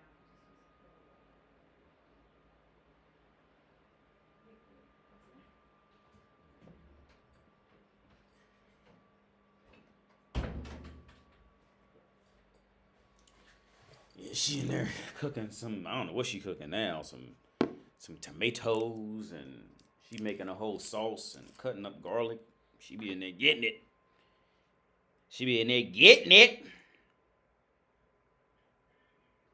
But she don't remember it either. The new Bond took the wig off. I don't remember that, man. Crunchy King. I don't know if you just playing with me, but I legit don't remember that at all. Maybe Agent. Oh, the black girl. You mean the black girl? When she was 007 for a while. I got that Jackson 5 song stuck at Blame It On. Oh, man, that was one of the best songs for real. That Jackson 5 Blame It On the Boogie shit. That was one of the best songs. One of my favorite songs that they had. Because it just has that, like, that was, okay, for that Jackson 5 Blame It On the Boogie, that was really one of the first, that was one of the first songs that really kind of, where it was getting that mixture of kind of like, that mixture of being a young, you know, when he was in Jackson 5, it was that perfect mixture of getting that James Brown sound, but also with like hints of him starting to come into being his own dude. You know what I'm saying? Like it kind of it was like it was right at that perfect mixing time where it's like, my baby's always dancing, and it wouldn't be a bad thing, but I don't get no loving. It had kind of that, like it had that push. Kind of like, well, it was that in my opinion, it was that perfect mixture of that James Brown mixed with what he would become later. And that's why that's really one of my favorite songs by where he sings, honestly. I mean, you gotta like, you know, other songs like Smooth Criminal and you know, Beat It and all that shit. But by the time Beat It came around, he was pretty much in his own, you know, he was in his own atmosphere at that point. So he was just Michael Jackson then. But like, Blame It On the Boogie was like, that was that perfect cross, because there was some performances where he was still kind of dancing with his brothers, and I remember I can never find it, man, but they were on stage, and you can see like signs of Michael Jackson coming out. Like when he was dancing with the brothers, he would hit some old slick shit real quick, and like that was honestly like my favorite time of Michael Jackson, as far as strictly coming from his performances type of thing, and not just focusing on dancing or something like that, but like the whole performance. In my opinion, that was where I was like, okay, yeah, this is what I love to see right here. And I can't find, I want to say it was Blame on the Boogie, because they was always doing this shit like that, and then that dance and that stiff spin and all that, but he was finally starting like to let it out. You know what I'm saying? To hit some old shit like that. I was like, yo, no, that shit was hot. Like Mike was coming, he was starting to shed that whole that James Brown and an 8-year-old's body shit. He was starting to shed that and like becoming to his own, you know, in his own swagger. You know what I'm saying? Don't get me wrong, his swagger all hit at the same, it all hit in stride. Don't get me wrong. Like, I'm not knocking that shit. It definitely all hit in stride, and he was able to reach, you know, where he was worldwide because all that shit hit just all on the right cylinders. He had that androgynous look. You know, he was androgynous. He was essentially like, he was pretty much like an alien. He was pretty much like sexless, raceless, androgynous, you know. But when he performed, he did what like he had that attitude. I tell my girl this. He had Michael Jackson's secret was having that force of a strong preacher behind his act. That you ain't got enough for me. You ain't got enough for me. You ain't got enough for me. Yeah. That whole shit that put like it was a mixture. I say it was a mixture of James Brown, him coming into his own swagger, and typical preacher. Right? Typical firm in their belief, eccentric preacher. It was a proper mixture of all that. On top of him just studying how to dance like in all his off time, because that's all his dad let him do. And that's all their family let him do. So it was the perfect mix. And all that shit gave him the ability to hit worldwide. Elijah says, AD, I feel like Michael Jackson was always Michael Jackson, even when he was young. He's with the brother. Yeah, he was. Yeah, I agree with you on that. Like, he definitely had his own thing. But like that yo, AD just came to say what's up. Please upload the stream as well. These are always great to watch while working. Peace. Thanks, Random Moral. Appreciate it, man. But he did go through the James Brown phase. Yeah, there was definitely always signs that he was gonna be, that, you know, that he was himself. It was always signs for sure, totally, like, you know.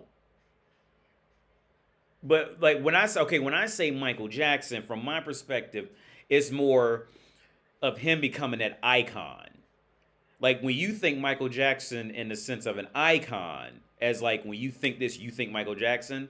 Like that's what I'm talking about. When he ended up with the glove, and then we end up with, you know, with the long straight hair and the white skin, and always like being energetic and all. He was like doing all this shit, all this, you know, with his facial, like, and he was just always into it and doing all this shit. Like when you rarely seen him perform and he wasn't making some type of additional face with his performance. Like I'm sorry, where he was making an additional face with his performance. That's what I'm talking about. Like when he became like Michael Jackson, like Michael the icon, Michael. Damn, AD got vocals now. My vocals are shit, man. My vocals are the same thing. Like when I be playing saxophone and shit. Like you would think I'm good at it, but I can just like I'm really just like I don't say I'm a one-trick pony, but like I'm not as versatile as you'd think. All right, I just say that. I'm not as versatile as you would think. Because I go and get on a flute or a saxophone and you think, damn, this motherfucker can play this shit. No, I can't play it. Because I have some musical knowledge. So I can, you know, if I tap into the right moment, I can hit some gangster shit. But I can't hit no real gangster shit. And on top of that, I'm not versatile. Like, but I remember the first time I sang on stage, I was at this karaoke thing, and I did Johnny Cash. I can't even think it was and I had to do and I was like literally like pitch perfect for that song, and after that I horrifically fucked it up, right? it was a Ring of Fire, and I remember it, but I sung it, and it was like literally like pitch fucking perfect. But then after that, another song came on that was out of key, that was in a different key. Fuck that shit up, dude. I'm not versatile, but I can make it sound like I know what I'm doing because I have some musical knowledge. But I'm not versatile at all. No, not versatile at all. Yeah, Mike did all. Yeah. Elijah, what I'm saying, yeah. When I think Michael Jackson, coming into Michael Jackson, I'm thinking of Michael Jackson, who was always making faces though. All that shit, like that's when he came into that's when he got comfortable in himself doing it. But Mike, he really did. He just hit the world on all cylinders for real. He really did. And here's the thing: it's really going to be hard to find a musical artist from now on, from this day going forward, who you can legitimately play that shit around little kids. And then the kids will get up and if they see Michael Jackson dancing on TV, even now, they see him dancing on TV, they're going to start dancing like Michael Jackson. James Brown didn't have that. Elvis didn't have that. And motherfuckers still, and it be real about it, a lot of motherfuckers do the moonwalk better than Michael Jackson do it now, for real. They do it better than Michael Jackson, for real. If you want to be real, it's motherfuckers, it be bum motherfuckers walking around France recording themselves doing that shit, doing the moonwalk on cobblestone streets. Better than Michael Jackson did it, for real. Like, for real. But the thing is, like, everybody always gonna, like, okay, at least, I say everybody now is gonna remember, like, no, that's MJ. But maybe, maybe in the future, motherfucker, you know how time always moves on, life goes on. Motherfuckers will start thinking, well, they won't know who Michael Jackson is. It's gonna eventually happen where motherfuckers ain't gonna know who he is, and they gonna think it's whoever just did it for the first time when they seen it. Yo, cause I be watching shit like the first moonwalk. That shit was straight trash. But you gotta remember, man, when that first moonwalk came out, like that was the first time anybody seen anything like that. So that shit was off the fucking charts, man. Like, yo, could you imagine watching a motherfucker doing a moonwalk for the first time? Yo, like, for real, like for the first time, you seen a motherfucker move forwards and backwards at the same fucking time? That shit is unbelievable. That shit would be unbelievable. I'm watching this Corvette to the side. I mean, I done fucked up my whole rhythm and shit. Move, motherfucker. This fool in this Corvette done ran to the fucking wall. I'm so fucking disturbed by this motherfucker, I almost ran my ass off the track.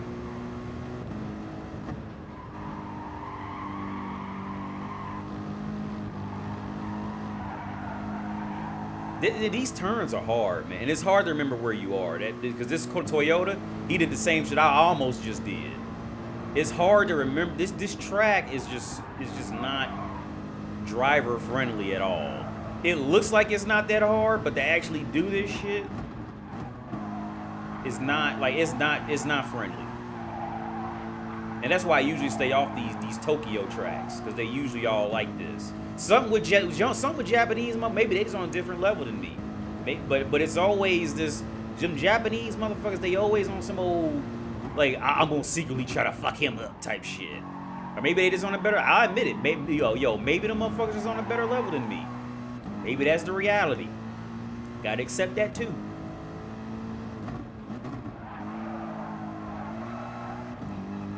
Hey, and yo, I remember I watched earlier this week after I did that live stream, I watched my favorite episode of The Silver Surfer. The episode's called Inner Visions. That's the, and actually I fucked up. I told y'all the wrong shit. Yeah, he hit the gas way too early. That's why he spun out. I told y'all the wrong. I told y'all Galactus was coming. It wasn't Galactus. It was it was Thanos. Thanos was coming to fuck up the planets. Move, you idiot. Thanos was coming. And Silver Surfer was coming. He went to the planet to try to warn them motherfuckers, like, yo, Thanos is coming. Y'all need to plan to do something, and they was all stuck in the Dreamweaver. Because the Dreamweaver, actually, that race of people in the episode Inner Visions of Silver Surfer, that race of people was, they were actually really great fighters, but the thing is, they had learned how to adopt the ways of Zen-La, and Zen-La's ways were kind of on this whole, like, you know, pacifist shit. So they learned to so instead of going out and just fighting everybody, they chose to live their whole life. Damn, he fucked up bad. Man, probably because of me. They chose to live their lives in this Dreamweaver state.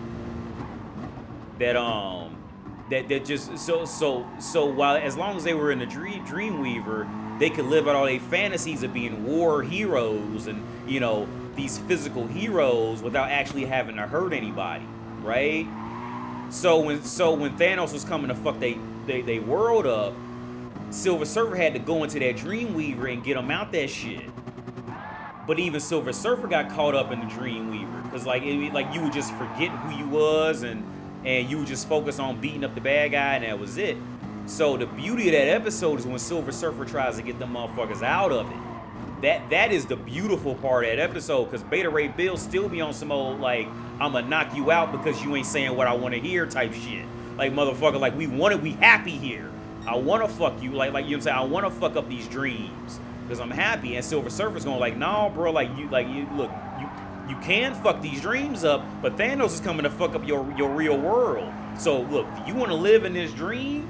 Do you want to die in this dream or live in the real world? So Beta Ray Bill had to get them motherfuckers up out of there. But it was a great episode. That's still my favorite episode. Yeah, that's clean.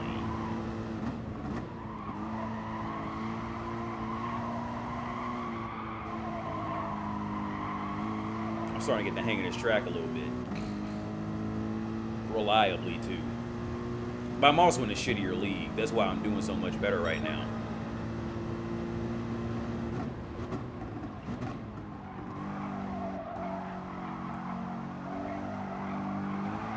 Oh, really? You gonna push me off? For real? Spaniard, not surprised. I am not surprised. Spanish, I'm not surprised at all. that fits.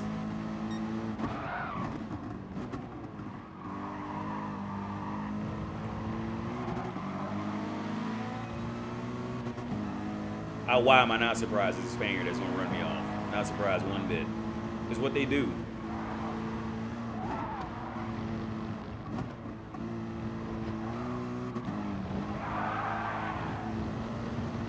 Yeah. Put shit on the track.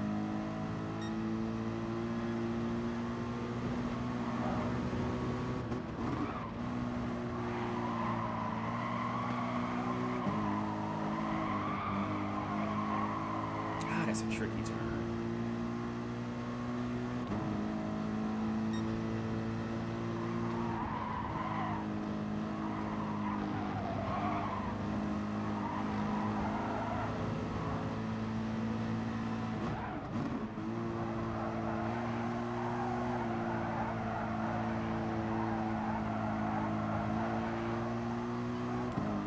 Serve that penalty, bro.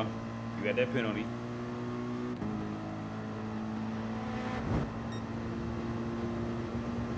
That's not a bad penalty, though.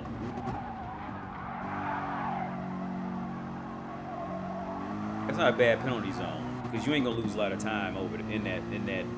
You gotta go lose a lot of time if you get a penalty for real.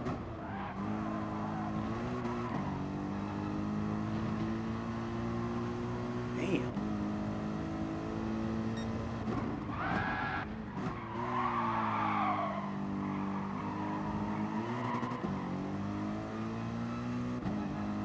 See you on the left of me. I got you on the map. I ain't gonna run you off.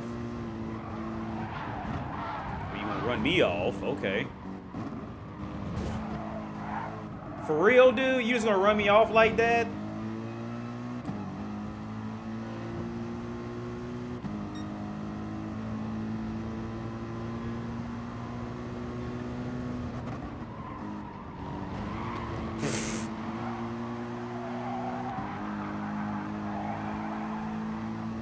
These dudes are getting ridiculous, man.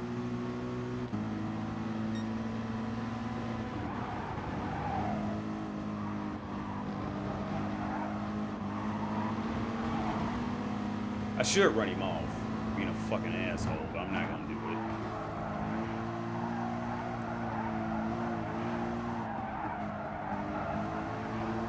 Go ahead, take it, man. I'm not fighting. Oh, well, you got the penalty anyway. You ain't gonna get this shit.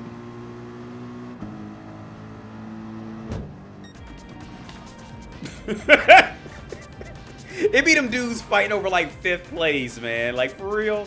You gonna fight over 5th place?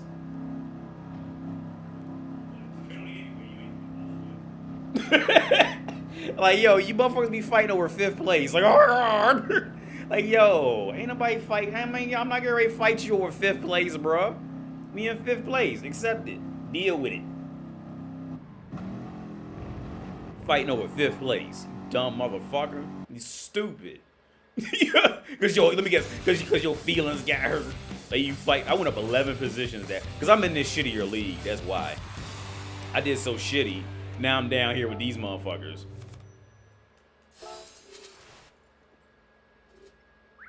The MJ lean forward. Yo, the Michael deal, that lean forward, Nick.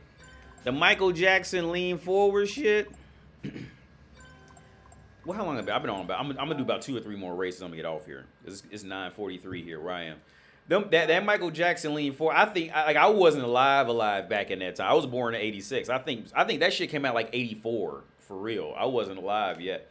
But if I had to guess, that was just one of them things that like luckily fucking took off. Cause that was the beauty of time before the internet, man.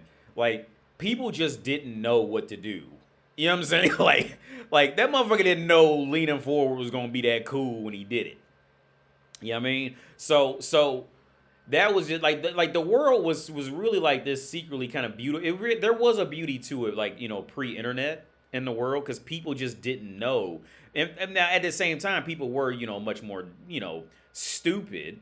You had a lot more hicks, and well, in the U.S. we call hicks, like you call, you know, people who are just dumb as fuck who live in small towns type of shit. You had a whole lot more of that, but and even now you got a lot of it.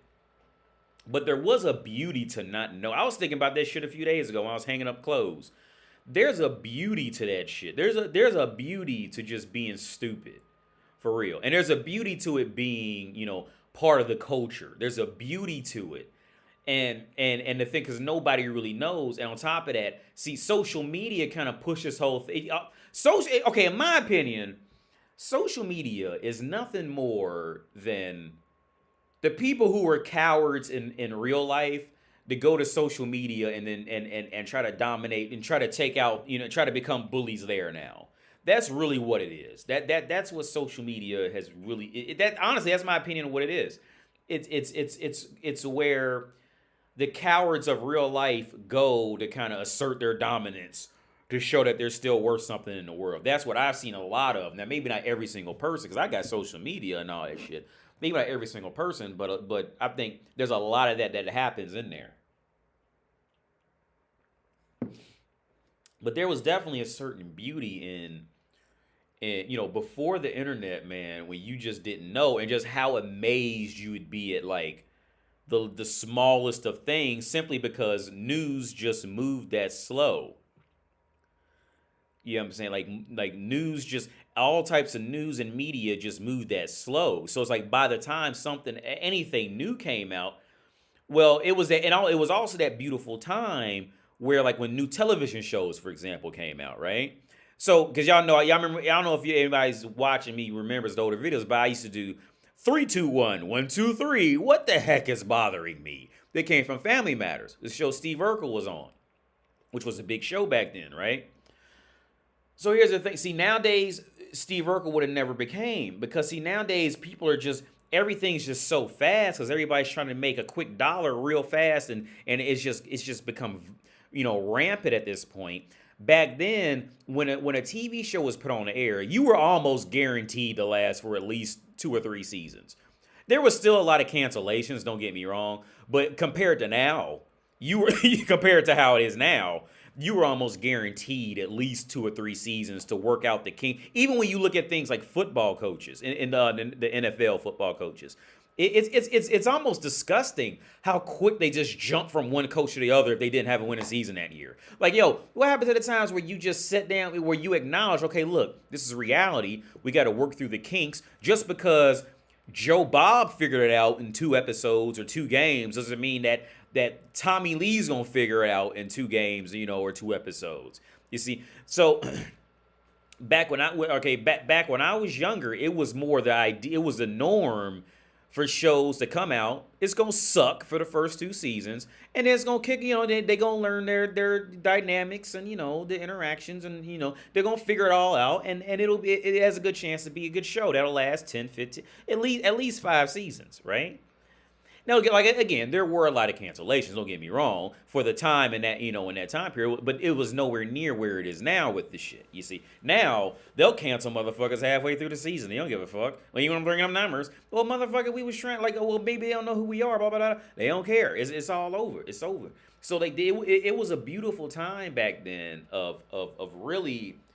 It really was a beautiful time of people just trying things, dude. And if you look back, perfect example is video games. If you look back over the course of video games,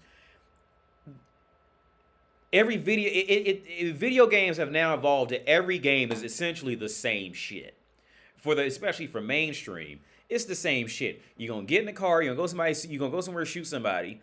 We gonna see some blood, rip somebody's guts out, and that's about it. I'd say 80% of the games. And then you might have some turn-based games that are like story lore, shit like that. I get that. But for the most part, for most mainstream that's going to make it to mainstream, it's going to be the same core shit. Whereas, go back to PlayStation 2. Dude, there was games that I played that you may have never played that were fucking, you may have never even heard of that I played and loved. Perfect example, I mean to bring this up. Zone of the Enders. I remember my cousin had Zone of the Enders when it first came out.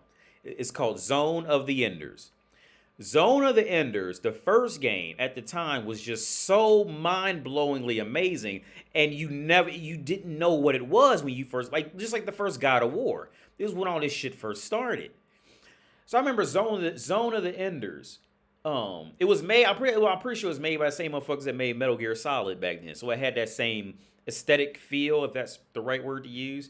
Like the music and everything just kind of built it all up, and it was just beautiful. But and this was before Jarvis and Iron Man and all this shit like that, right? So so this was the first time we ever seen shit like that. Yo, when my cousin had it, I remember he set it up, but the same cousin who had me hip to Goku and Dragon Ball Z. He was always into this shit, right? So you love Zone of Enders? Yeah, Anthony. Yo, Zone of Enders. I'm still waiting on part 3, dude. I'm still waiting on part 3. My cousin had it set up with a surround sound system in his bedroom, and he said, "Yo, man, you gotta." He started talking to me because he's like 7 years older than me. He said, "Yo, Wendell, you gotta play this game. This game's fucking amazing." So we go in there. I'm like, "Yo, my jaw was on the floor, literally. Like as soon as he like got into the game, my jaw was on the floor the entire time." And the boss fights where you made that pretty much like you made like essentially like not a spirit bomb, but it's like the same motion. Like he would put that ball up and then he would punch it and throw it at motherfuckers. See, that was Iron Man before. Okay, a lot of that was like, it was like a mixture of like Iron Man, Star Trek, and what's that movie I just had in my fucking head? So if you remember Zone of the Enders, not quite human. It was a movie with this little boy, and he got on this alien spacecraft, and the alien spacecraft was like from the future, and it had these aliens on it. And it was this really beautiful movie, and the kid, I think the kid ended up getting locked up. I keep wanting to say not quite human. Where's my phone? Where's my phone at? It was this movie.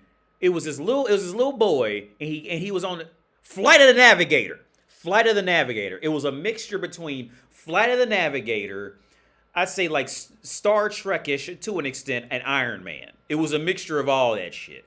And it was fucking, but it had the graphics of an arcade. Like, the Dreamcast and PlayStation 2 was pretty much the death of the arcade. The arcade just couldn't, once you had a Dreamcast at home, it was over. Astro Boy. I never played Astro Boy, Nick. But yeah, the game I was talking about was Flight of the Navigator. Flight of the Navigator. this little kid. He ends up on this. And I heard they were supposed to remake it soon, but I don't think. That was the beautiful part of that time in history. Like, people were just trying shit. They didn't know what would take off. They didn't know what people would like. They just tried it, you know. And it was this time of open ideas. It was this time of just trying new things and not knowing what somebody would think about it, if they frown on it, whatever the blah blah blah. I heard of that one, but never saw it. Oh, Flight Navigator. It was real good at the time. It's probably good now. Flight of Navigator, you know, you got to give it, you know, it was made like in the 90s, so the special effects are probably going to be lacking now. But the whole theory, for now, watching it as a kid, like, that movie was like next level shit.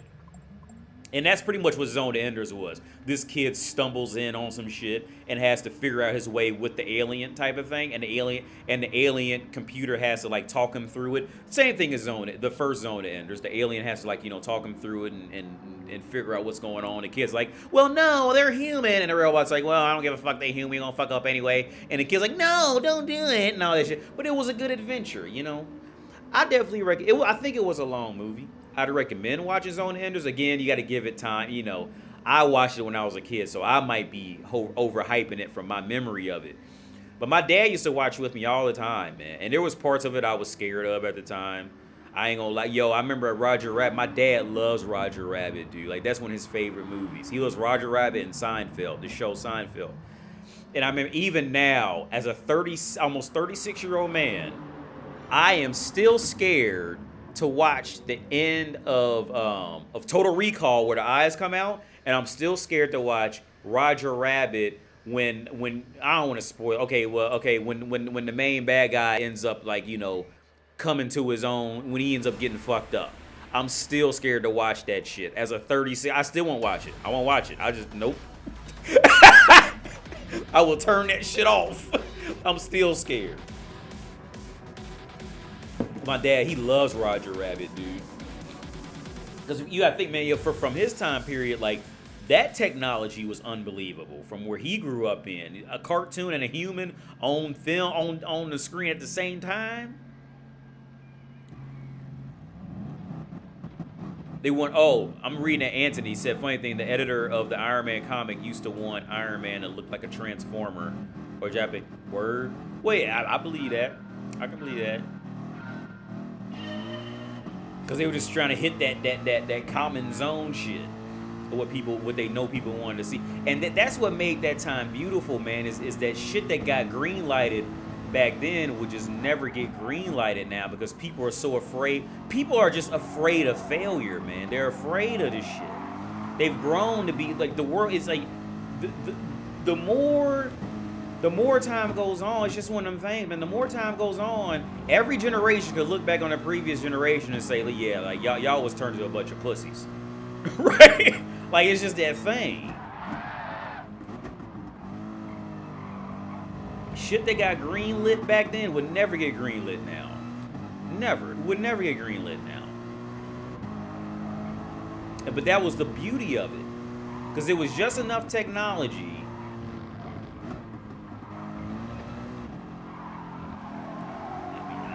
It's a tight circle. It was just enough technology to take off and make some hot shit, but at the same time, it wasn't enough technology for motherfuckers to feel ashamed of fucking up completely. It was really, because now everybody's just so worried of fucking up that everybody's too afraid to do anything that doesn't cater to extreme luxury or feeding someone's fantasy. Like, and it's just, the world is turned into a bunch of pussy shit. It really has.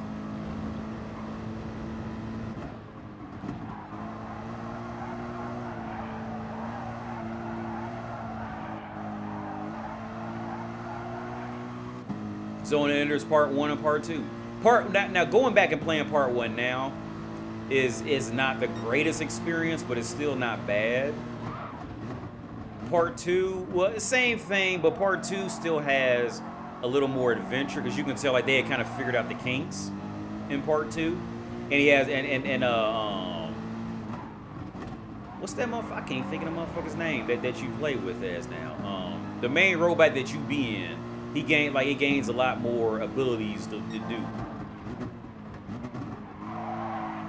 And the story is far better. The story is in part 2. The story is far better. Because I remember you got to fight Anubis. Because Anubis beat your fucking ass at the end of the Anubis just flat out just like you just cannot beat Anubis in part 1. And Viola being that shit. Like the story in part 1 was so much better. I mean, I'm sorry, part 2. The story in part because it picked up where part 1 left off. But even then. Yo, what are you doing? This dude in front of me, this dude is fucking driving like a fucking jackass, man.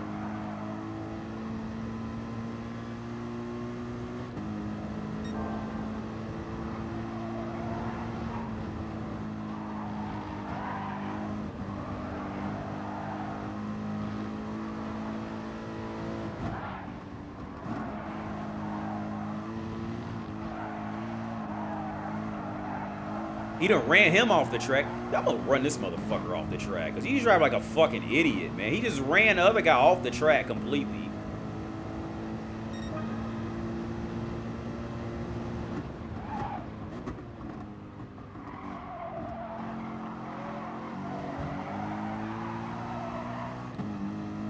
This dude really needs to just give up that position. He's not.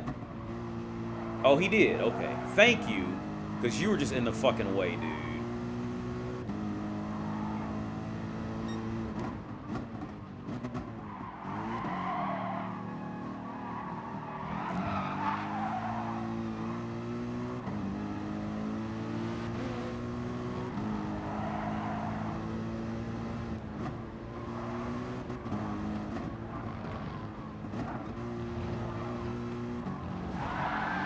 Really? Idiot, man. It's just, yeah, this is a good part for me to just leave off.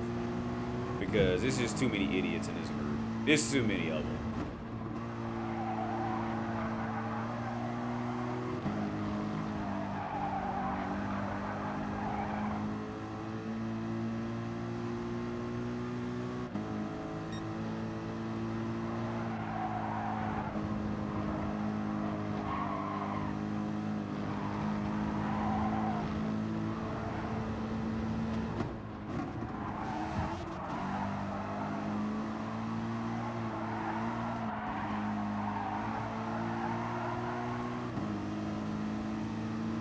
Lucky, this dude needs to just. He's always in this position where he ends up with either a train behind him, trying to pass him.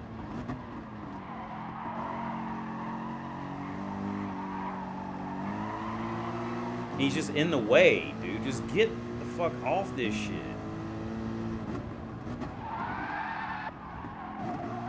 I fucked that up trying to run him off. Because this dude's fucking annoying.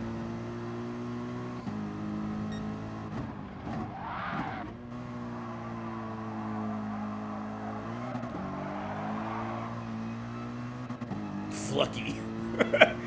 Flucky. Your name is Flucky, dude. Like, just give up in life at that point. There you go. Fuck off. That's what you fucking deserve, idiot. Because you're just in the fucking way.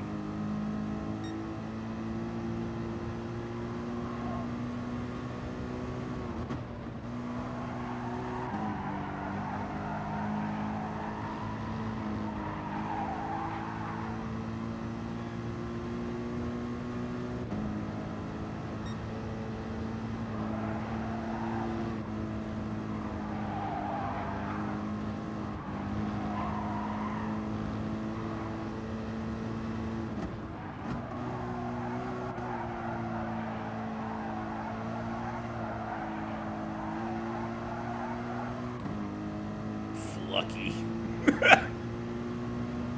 Flucky. Fucking idiot.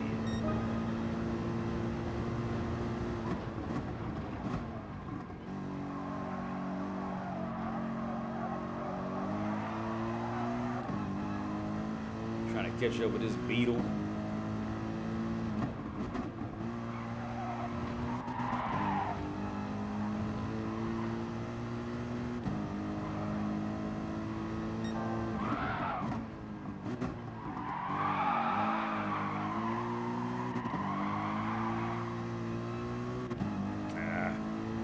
I can catch up and get fourth. I ain't gonna fight him for it, but I try to catch up to him.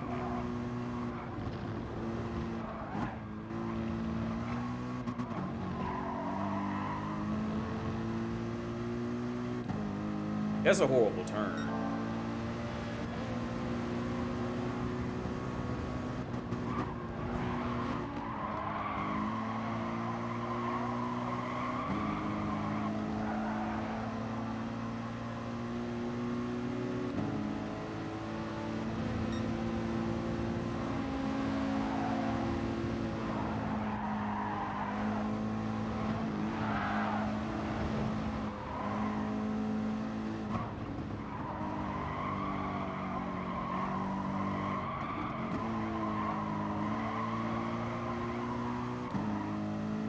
Yeah, he got it.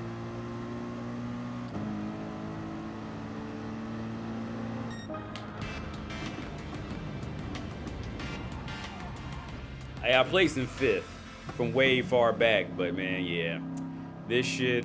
I'm in the lower league of people, so it's not anything to brag about at all.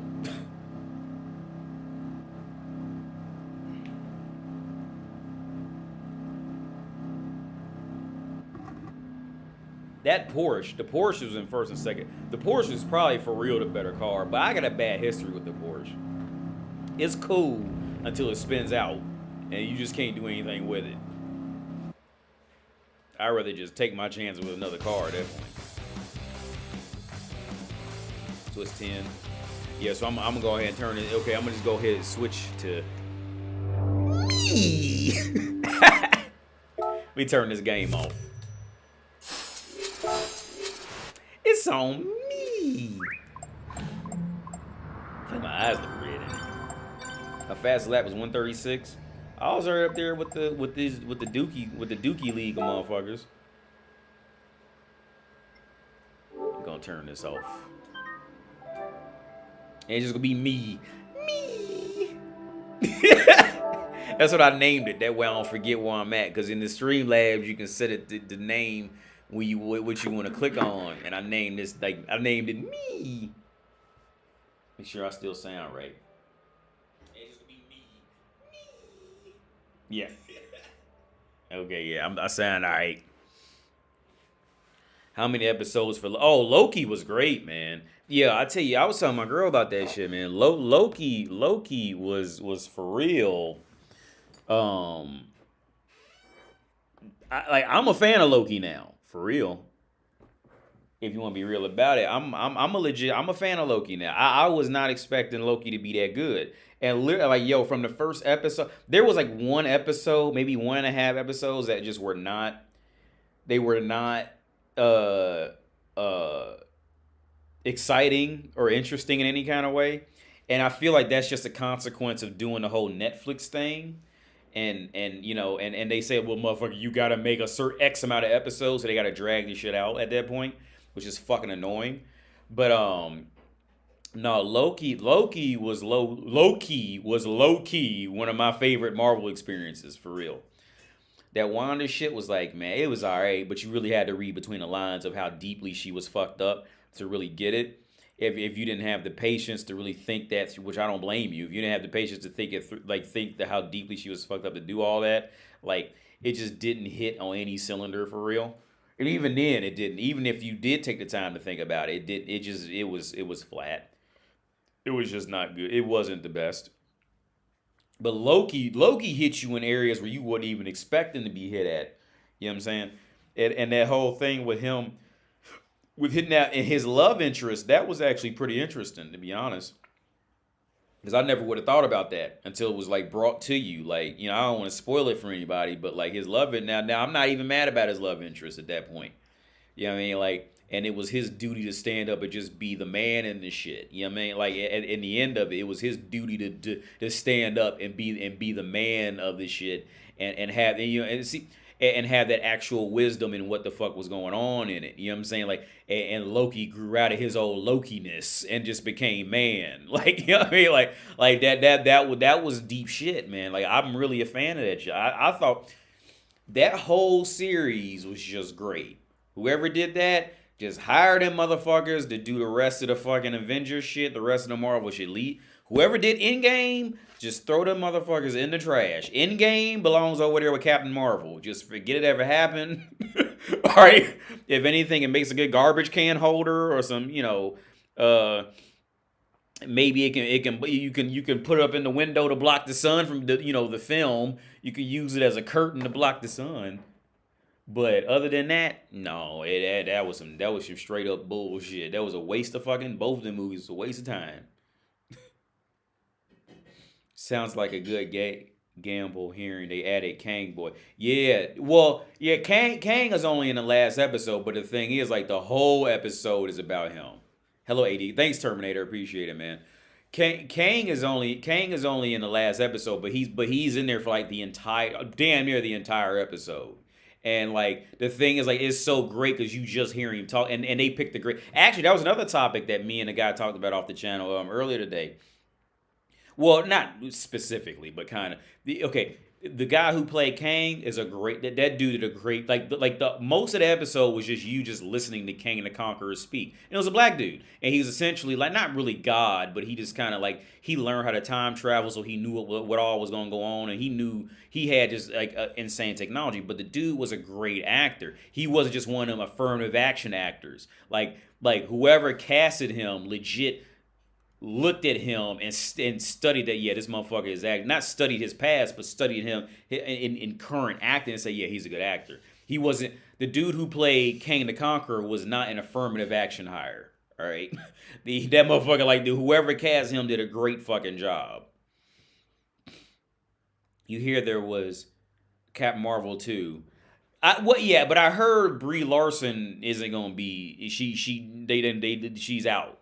I heard, which that's at least a half a plus right there. I say a whole plus would be getting Brie Larson out of there, and then getting whoever the fuck wrote the first Captain Marvel out of there. I don't care if it was a snail. Well, fire that snail. Get the fuck out of here, bro. You did a terrible job. This is awful. All right. Because here's the thing, because I wanted to dabble into Captain Marvel's history with alcoholism and being fucked up. That's what I wanted to see. Like and these are the parts. That's the part that you really didn't even see with Iron Man for real, except for that one scene where he fought Rhodey in Iron Man 2 when he was drinking. But you really didn't dabble into Iron Man's alcoholic shit. And I get it because they're trying to sell toys to kids and they're trying to sell a role model to kids. And if they sell that Iron Man's walking around drinking, well, kids gonna start wanting to walk around drinking because they see Iron Man doing it.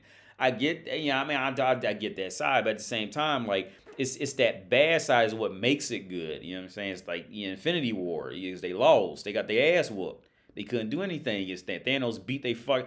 Like, go back and watch Infinity War. Like, for real. Thanos, the only reason Thanos even, like, okay, Thanos was fighting the Avengers as if he was fighting his little brother type of shit. Like, his younger brother type of shit. Like, and every now and then the younger brother, they'll get a good right hook off here and there. You know what I mean? But in the whole scheme of things, they can't beat the motherfucker. and that's how it should have been. They can't beat Thanos. They can't beat him. Thanos is so gangster. That motherfucker will go literally months without eating. Literally at like 30% of his total fucking power and still dominate them Avengers with no problem. That motherfucker fought off animals on different planets that was stronger than anything the Avengers had to throw at him. All right, while he was fucked up. So Iron Man and Thor, Thor probably could once he got to a certain level. Once he stopped, because Thor's problem is the same thing like Spider-Man's problem. Spider-Man has the same problem. Whereas they come into the fight joking and thinking the motherfucker on some bullshit and end up getting knocked upside the head a couple times and they got to wake up and go, ding! I got to actually think. You know what I'm saying? That'd be because Spider-Man is really gangster as fuck for real. Like, motherfuckers really can't touch him for real. Like, when he approaches a fight and he's serious, he's one of the most badass motherfuckers on a physical level around. Like, and it's not just because he's just strong, but it's the fact that you can't hit him. When he actually pays attention. This is a motherfucker. He come into a fight. Ha ha, shocker! I see those lightning bolts. Hee hee. Are those powered by batteries? Whatever. Ha ha. And he gets shocked. Bow. Motherfucker be like, uh-oh, I need to do a somersault quicker next time. And that be the whole fight, because you really can't. It's really hard to hit Spider-Man for like when he be on his game.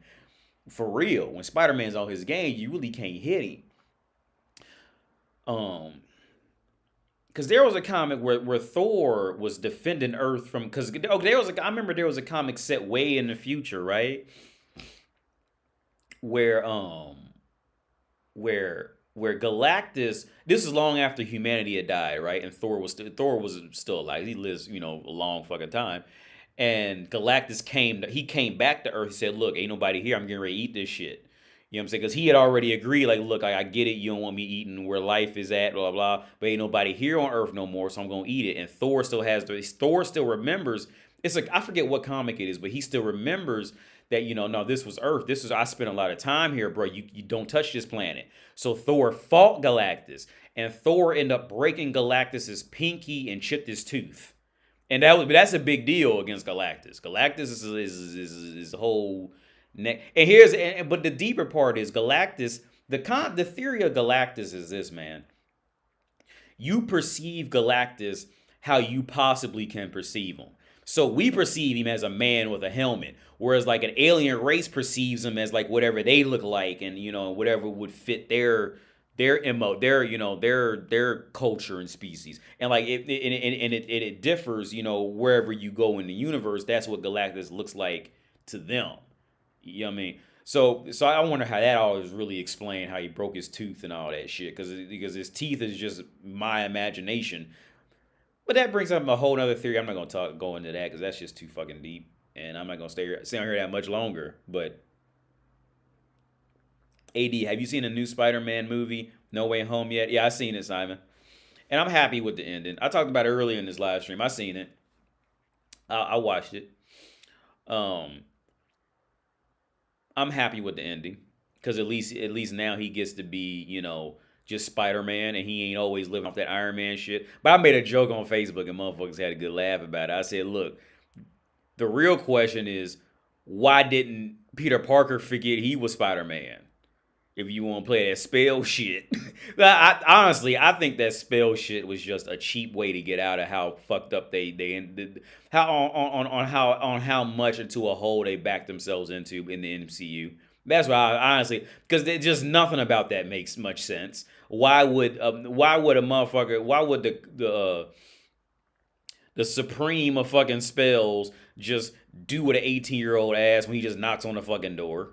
He was a respected surgeon, doctor, all this shit. And 18-year-old one said, okay, we'll just do it. A lot of that shit didn't make any sense, but I think it was really just a cheap cop out way to I think kind of soft reset the MCU to where and I think they're going to try to rebuild it around Tom Holland being Spider-Man, because that kind of gives him kind of like this sexy appeal that he knows who everybody is, but they don't know who he is, so he just kind of has to play along with it. It kind of gives him that appeal, and on top of that, he does have the look of a decent looking Peter Parker, with the mask off. If he just acts like a grown ass man, which they never had him do before. He would always kind of be this fucking child. So now that he gets to be he legit gets to be a grown ass man. I think I think that my opinion is it's their way of soft resetting the universe and basing it around him. Because Robert Downey Jr. is, he's just gone. And let's be real about it. Robert Downey Jr. was the MCU, dude. Let's be real about it. The only reason you watched Avengers was to see Iron Man. Was to watch his tech and see and hear what he gonna say next. And everybody else was just a side character and that shit. It was just Iron Man 8 at that point. Dr. Strange did hesitate when Peter asked the question. I mean, yeah, but okay.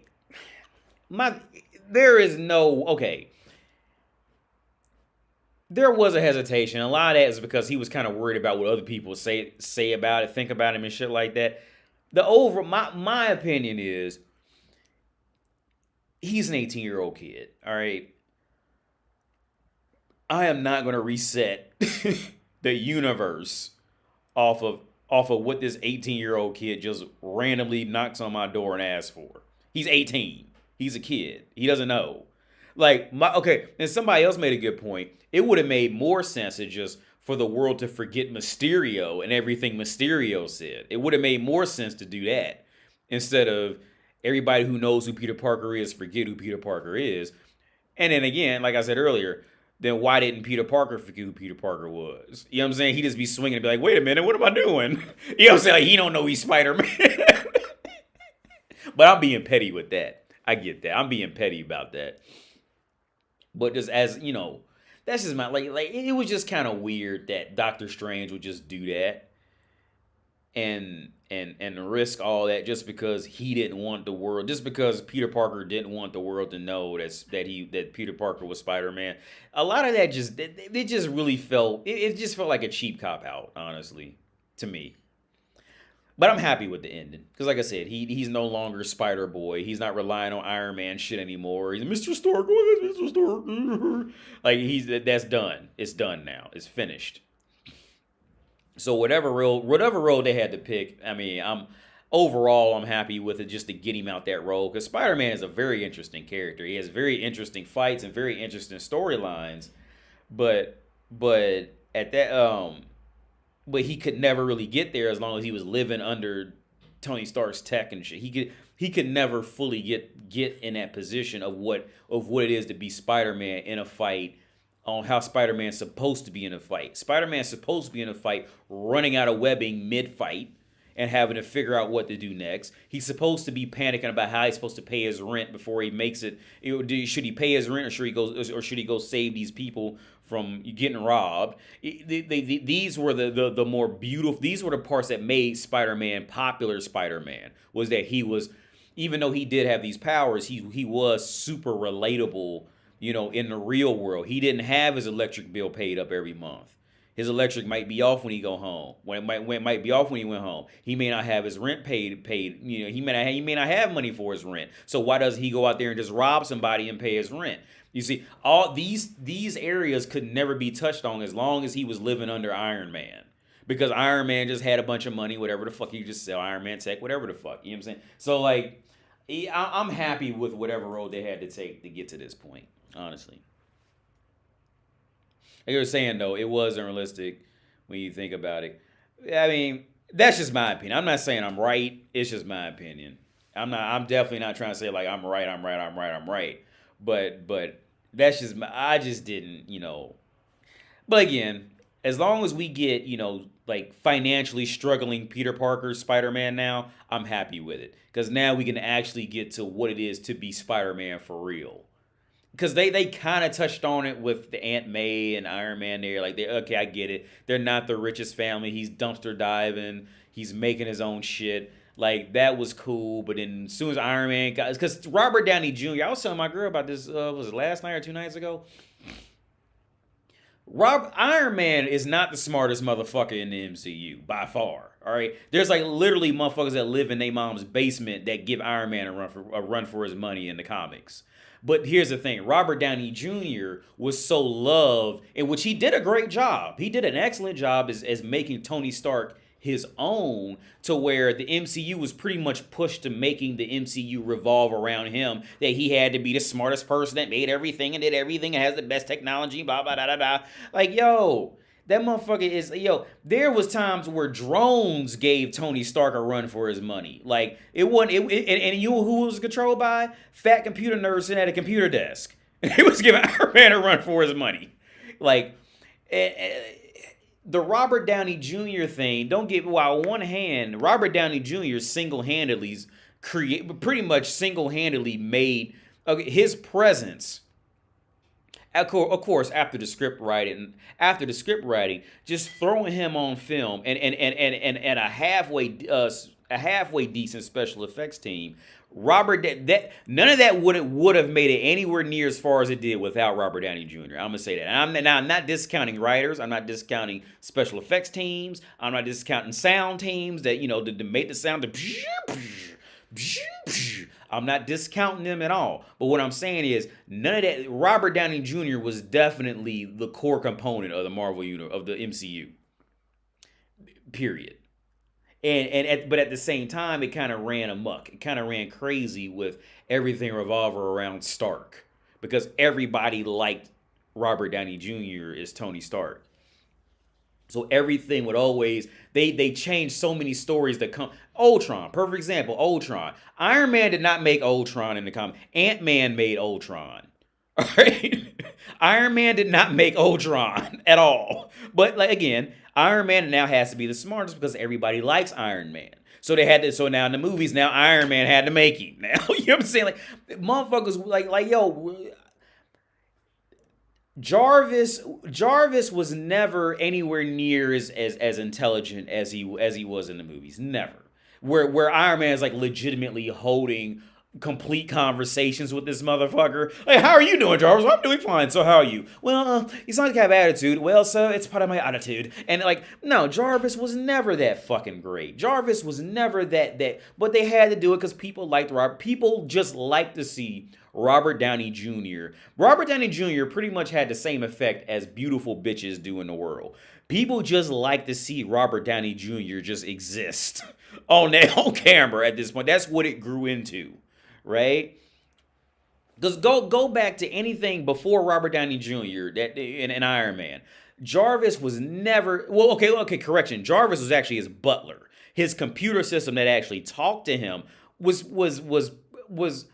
pretty much like a step above Siri.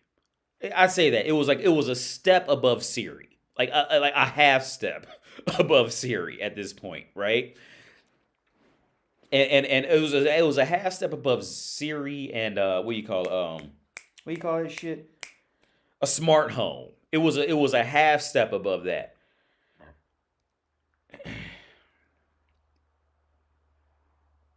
In the comics for Ultron, that was amazing. Oh yeah, those are great comics. Yeah, I remember because Ultron would leave and come back. See, okay, in the comic I remember reading. I remember reading. It gets to a point. Okay, Captain America is literally like crunched up in the corner because at this point, okay, by the time when the comic starts, Ultron already killed the Hulk. All the big guys were already. Ultron had already killed them. The Hulk, the Thing were already dead. He had already killed them, and the Avengers were hiding out in basements and shit because they just couldn't beat them, right? Right? And it got to the point where Tony just admitted, like, look, we can't win. So Tony, see, the MCU would never do this because the MCU was just riding Robert Downey Jr.'s dick because Robert Downey Jr. was the moneymaker. He was the core of it. So they're not going to do it. But in the comics, what happened was Iron Man ends up just fucking joining forces with Ultron. He literally, and he joins forces with Ultron, and so when Ultron would go somewhere, Tony would be right behind him, like fly, like in this like half robot shit. Say, don't you trust your Uncle Tony? Like working with Ultron, because they couldn't beat Ultron. Ultron was unbeatable. He is unbeatable. The only way you can beat Ultron was pretty much the same thing as Amazo in DC in the Justice League. Especially go watch that cartoon, Amazo. That's pretty much what Ultron was. You can't beat him. And that was a great episode too, on the Justice League with the Justice League animated shit. It was like a part 3, part 4 series, but that was great. So in that series, what happens is, I think Lex Luthor builds him. He makes Amazo in this, specific lore of it. He makes Amazo. Amazo has the power of just looking at you and taking your power from you, right? That's his power. Is he can just look at you, analyze you, and then just take your power.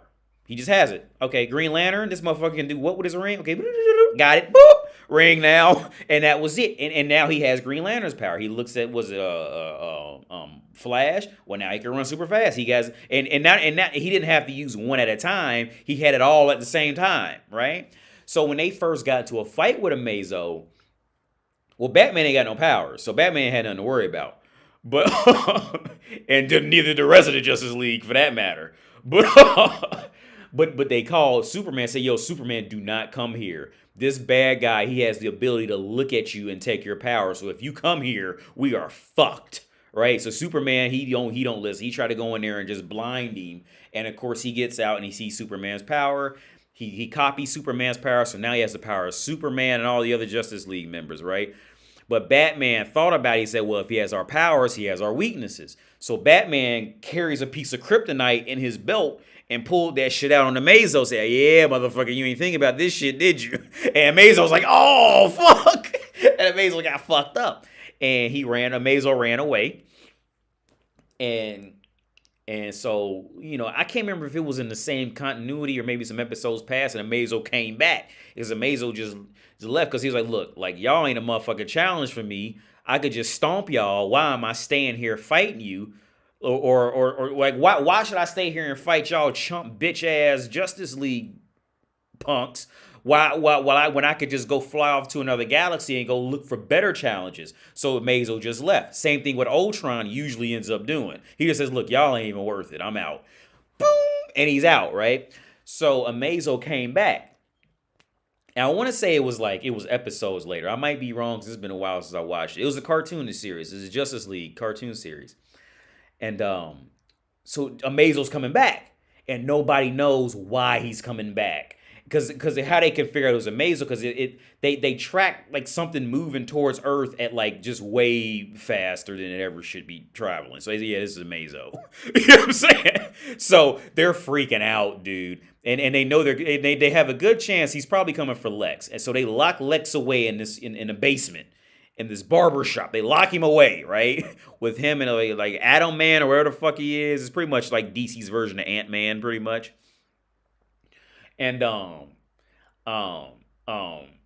and they put like all the big guns outside of Earth, like to try to fight off Amazo when he's flying back. It's like Superman, all the big Green Lantern, all of them, and they're like, here he comes, light him up, and they all just like throw everything at Amazo, dude. They're throwing everything at Amazo, everything, right? And they go back to Lex Luthor in the basement and say, yeah, he's probably coming for you. And Lex is like, yeah, I know. We got to figure out something to kill this motherfucker. So they making a gun to kill Amazo in case he makes it that far, which they know he probably will. So they go back out to see Superman and them. Look, Superman didn't stand a chance. All right, all them motherfuckers, Superman in combination with Green Lantern and all them motherfuckers. So the next line of defense was like Supergirl. This is like in actual, in Earth's atmosphere. Supergirl, like the next line. Supergirl, that tornado motherfucker, like, I forget that motherfucker, Power Girl. All of them was in there. There was a second line of defense. They threw everything they had at Amazo. Amazo just flying. And they throw everything at him. Nothing. Right? That motherfucker that motherfucker didn't even exhale yet, right? They was waiting for him to exhale. That's a callback to Whitney Houston. That's another callback to Martin, in case y'all even followed that. Whitney Houston. Nothing. So Amazo makes it through all, and he uses the Superman powers to hear where Lex is, and he figures out where Lex is, and he dives in where Lex is, and they coated the area on explosives and kryptonite, everything they could think of, and he slowed for maybe a second, and got back up and flew back at him again. And Lex is starting to panic. He started to throw temper tantrums and shit. Oh shit. And what the beautiful part about the episode was when Amazo made it to Lex, they thought that Amazo was coming to kill Lex. But the beautiful part was Amazo came for a philosophy lesson from Lex. And Lex was smart enough to pick up on it. Amazo goes like, look, Lex, you have created... I don't watch Bleach, Mo. No. So Amazo goes, look, you have created, infinite wealth, almost infinite power on your planet. So why do you keep going? What keeps you going since you've already accomplished all this?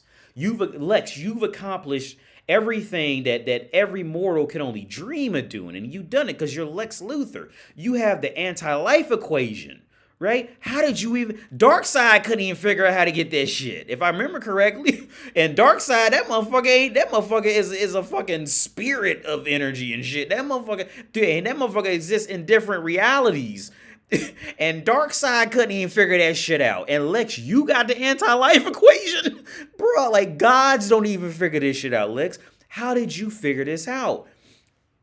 And in that speech, Lex goes, "No, I think the real question is, why should you keep going? Because nobody can stop you." And that was a cold drop on the whole episode. Like, yo, Lex, he hit him with a philosophy lesson in the eyes of death. This motherfucker pulled out a philosophy lesson. Because Amazo was essentially the same thing. You couldn't stop him. There was nothing stopping Amazo there was nothing from stopping Amazo from getting whatever he wanted in existence. Nothing. There was nothing stopping him. So for Lex to pick up on why Amazo would do all that to get to him,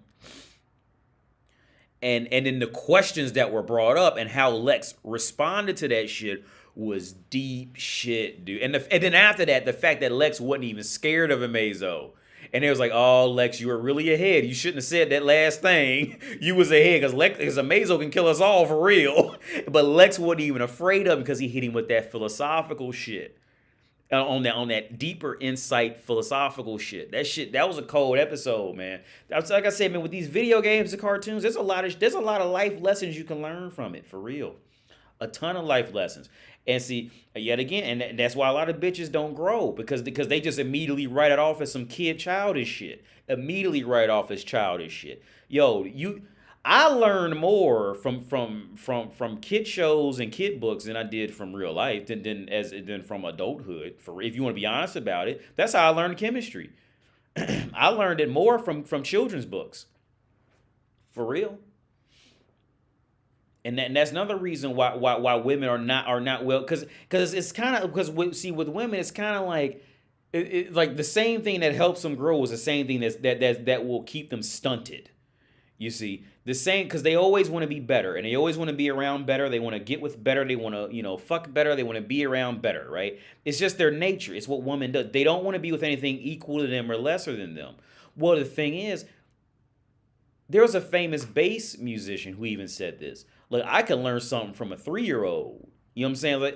Like what ultimately is going to lead you to grow is being open to learning from anybody, from any and everybody. That's what's going being humble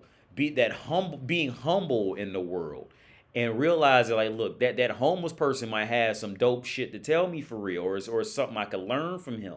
It's something I could learn from, somebody who I wouldn't think I could for real. And it's that very thing that is what keeps a lot of bitches stunted, is because because it's just woman's nature. She's gonna grow to feel like she's too good to talk to a certain population because she's pretty. You know what I'm saying? Like so now she thinks she's too good to go because she's looking out for that better man. So it's the same thing that boosts them forward is the same thing that's gonna keep them stunted in mental development.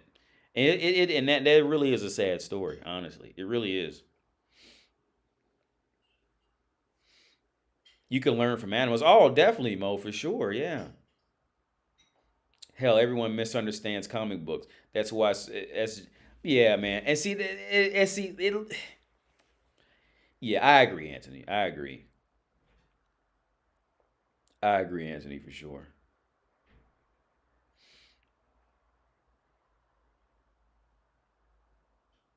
Plans were designed from animals. Yeah, yeah. Yeah. Yeah. Which reminds me, I was reading. I'm gonna let y'all go in a minute, man. It's 10:30. Um, I was thinking about Da Vinci's inventions and shit, man, because I was reading that book on. I got a book on him somewhere in here. I forgot where I put it because I was talking to my girl about the Mona Lisa, and I was explaining to her like why I haven't seen the Mona Lisa. I mean, I haven't seen it in person, but everybody's seen a picture of it. And the thing is, like, people think that the Mona Lisa is like, oh, highly overrated, it's real small, highly overrated.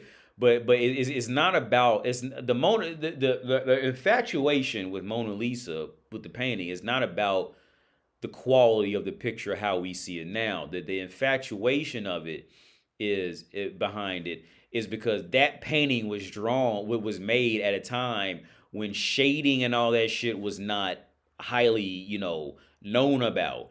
And done, or if it was known about, it wasn't done, very, very, very, very, very well, at least for the time, a mainstream area, in a mainstream, context.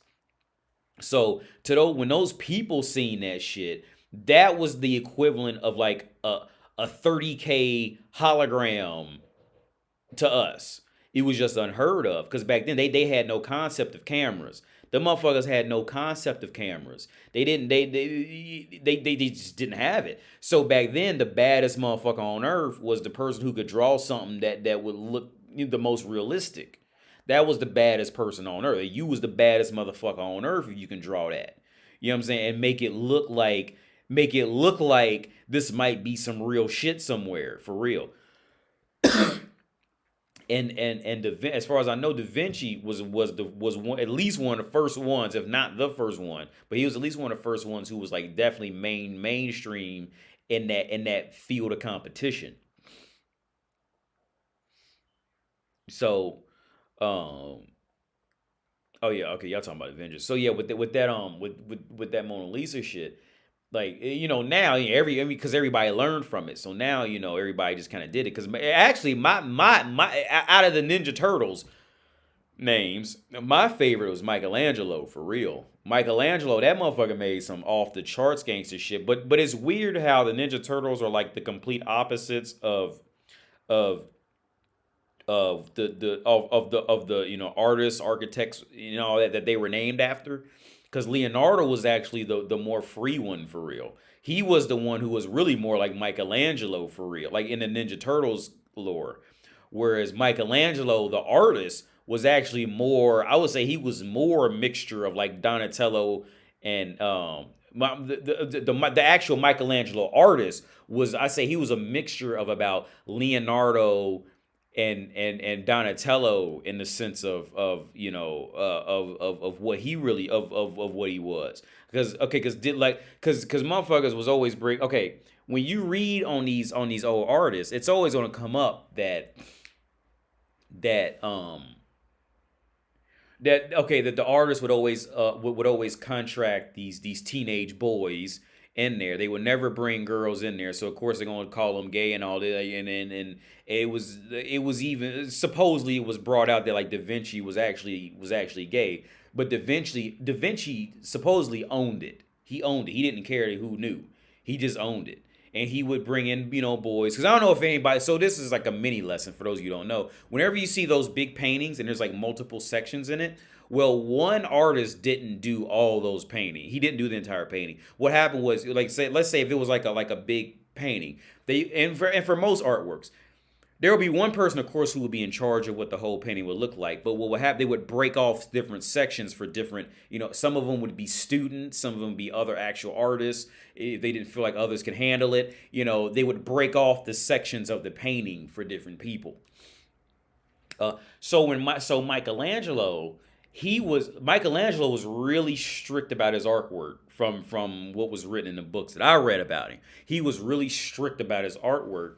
And he was so strict to where if he fucked up a piece of art, oh, he made sure nobody's seen it. He would burn it, throw it away, burn it, get rid of it, whatever he had to do so you never seen it. He was really, in contrast to Michelangelo and the Teenage Mutant Ninja Turtles, he's just this carefree, loving dude who just doesn't give a fuck. Whereas Michelangelo, the artist, I think his artwork was much better, but also, Michelangelo came around, I think 200 years after Da Vinci was around. So he had a lot of time to learn and grow off of what Da Vinci created and make his own. But even with that, I think Michelangelo's art was definitely much better. But he was also far more serious about his artwork. He was far more like strict. Because here's the thing, Da Vinci's whole thing was, yeah, he did have some great ideas. I was telling my girl about this. I was taking her home a couple nights ago. Da Vinci actually he did he did have the idea of underground sewage, but the thing was, Greece had had that. Greece had already employed it for 200 years before Da Vinci even came up with it. But at that time period, you got to, I mean, you remember there's no internet, nobody's communicating. So Da Vinci can very well be in his right of of creating underground, sewage of that. He can kind of be credited to an extent, but Greece had had that shit for 200 years before Da Vinci ever was documented even being born. All right, Greece had had it was either underground sewage or like semi-underground, like when you like took a shit, pissed, that it actually went. It was once you flush it, it was like gone, and it went and got dumped out somewhere, type of shit. Da Vinci came up with that, but Da Vinci's main thing was pretty much just being contracted for either making sculptures somewhere or making some painting or something. That was majority of his life, for real. The inventions, while he does get a lot of admiration for it. And to be honest, to be honest about it, from my perspective, they were definitely ahead of their time, and out of the imagination that most people would have ever had at the time period. Most of them were just complete fucking junk. I'll just be honest about it. Most of them were complete fucking junk. There was no chance in fucking hell any of it worked. But but you also got to remember, he was a product of his time. There was no way of knowing, because most of this shit, there'd just be no way. I mean, nobody would ever even actually sponsor, to even have this idea that he drew out built. So he was also a product of his time. Like Patrice O'Neal, he was a product of his time. Like with that video I made about the eat, laugh, love. Eat, laugh, and he thought that women were these he has a speech about how women are highly philosophical and virtuous and all this shit because they have eat, laugh, love in their fucking house and shit like that. He was a product of his time, so he just couldn't see that. He couldn't see the deeper reality. So I'm not faulting him for that. But no, Da Vinci was definitely cool. I mean, and his drawings, even his sketches were just, it's because, like I said, I think he was like 1600s or something. I think like 1400s, I think. And then Michelangelo was like 1600s, I think. I could be off because I get off when I don't stay on top of it. But no, Da Vinci was definitely on some next level shit, for real, especially at his time, because he would get dead bodies, and and he would sneak and get dead bodies sometimes, or even pay for the dead bodies just so he can cut them open and see where the muscles were, because his theory, which is still lived on to this day, where the muscles are would lead you far more better into actually drawing a human and make them look much more realistic.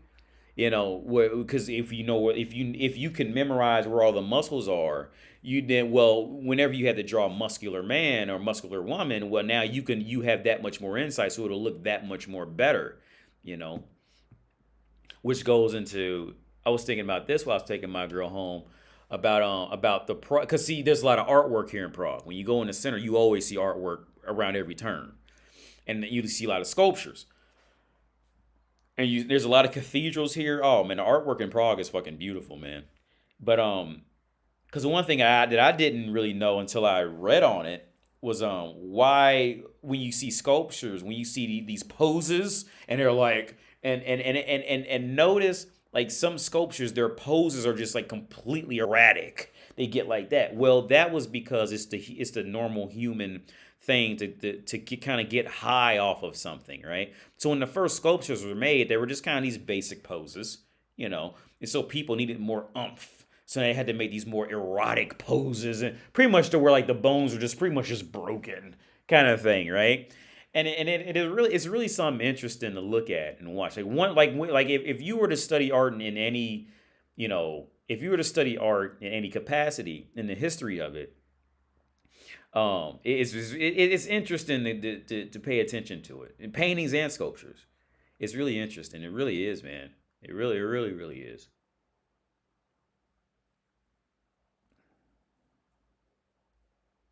If we hate our art, the world will never.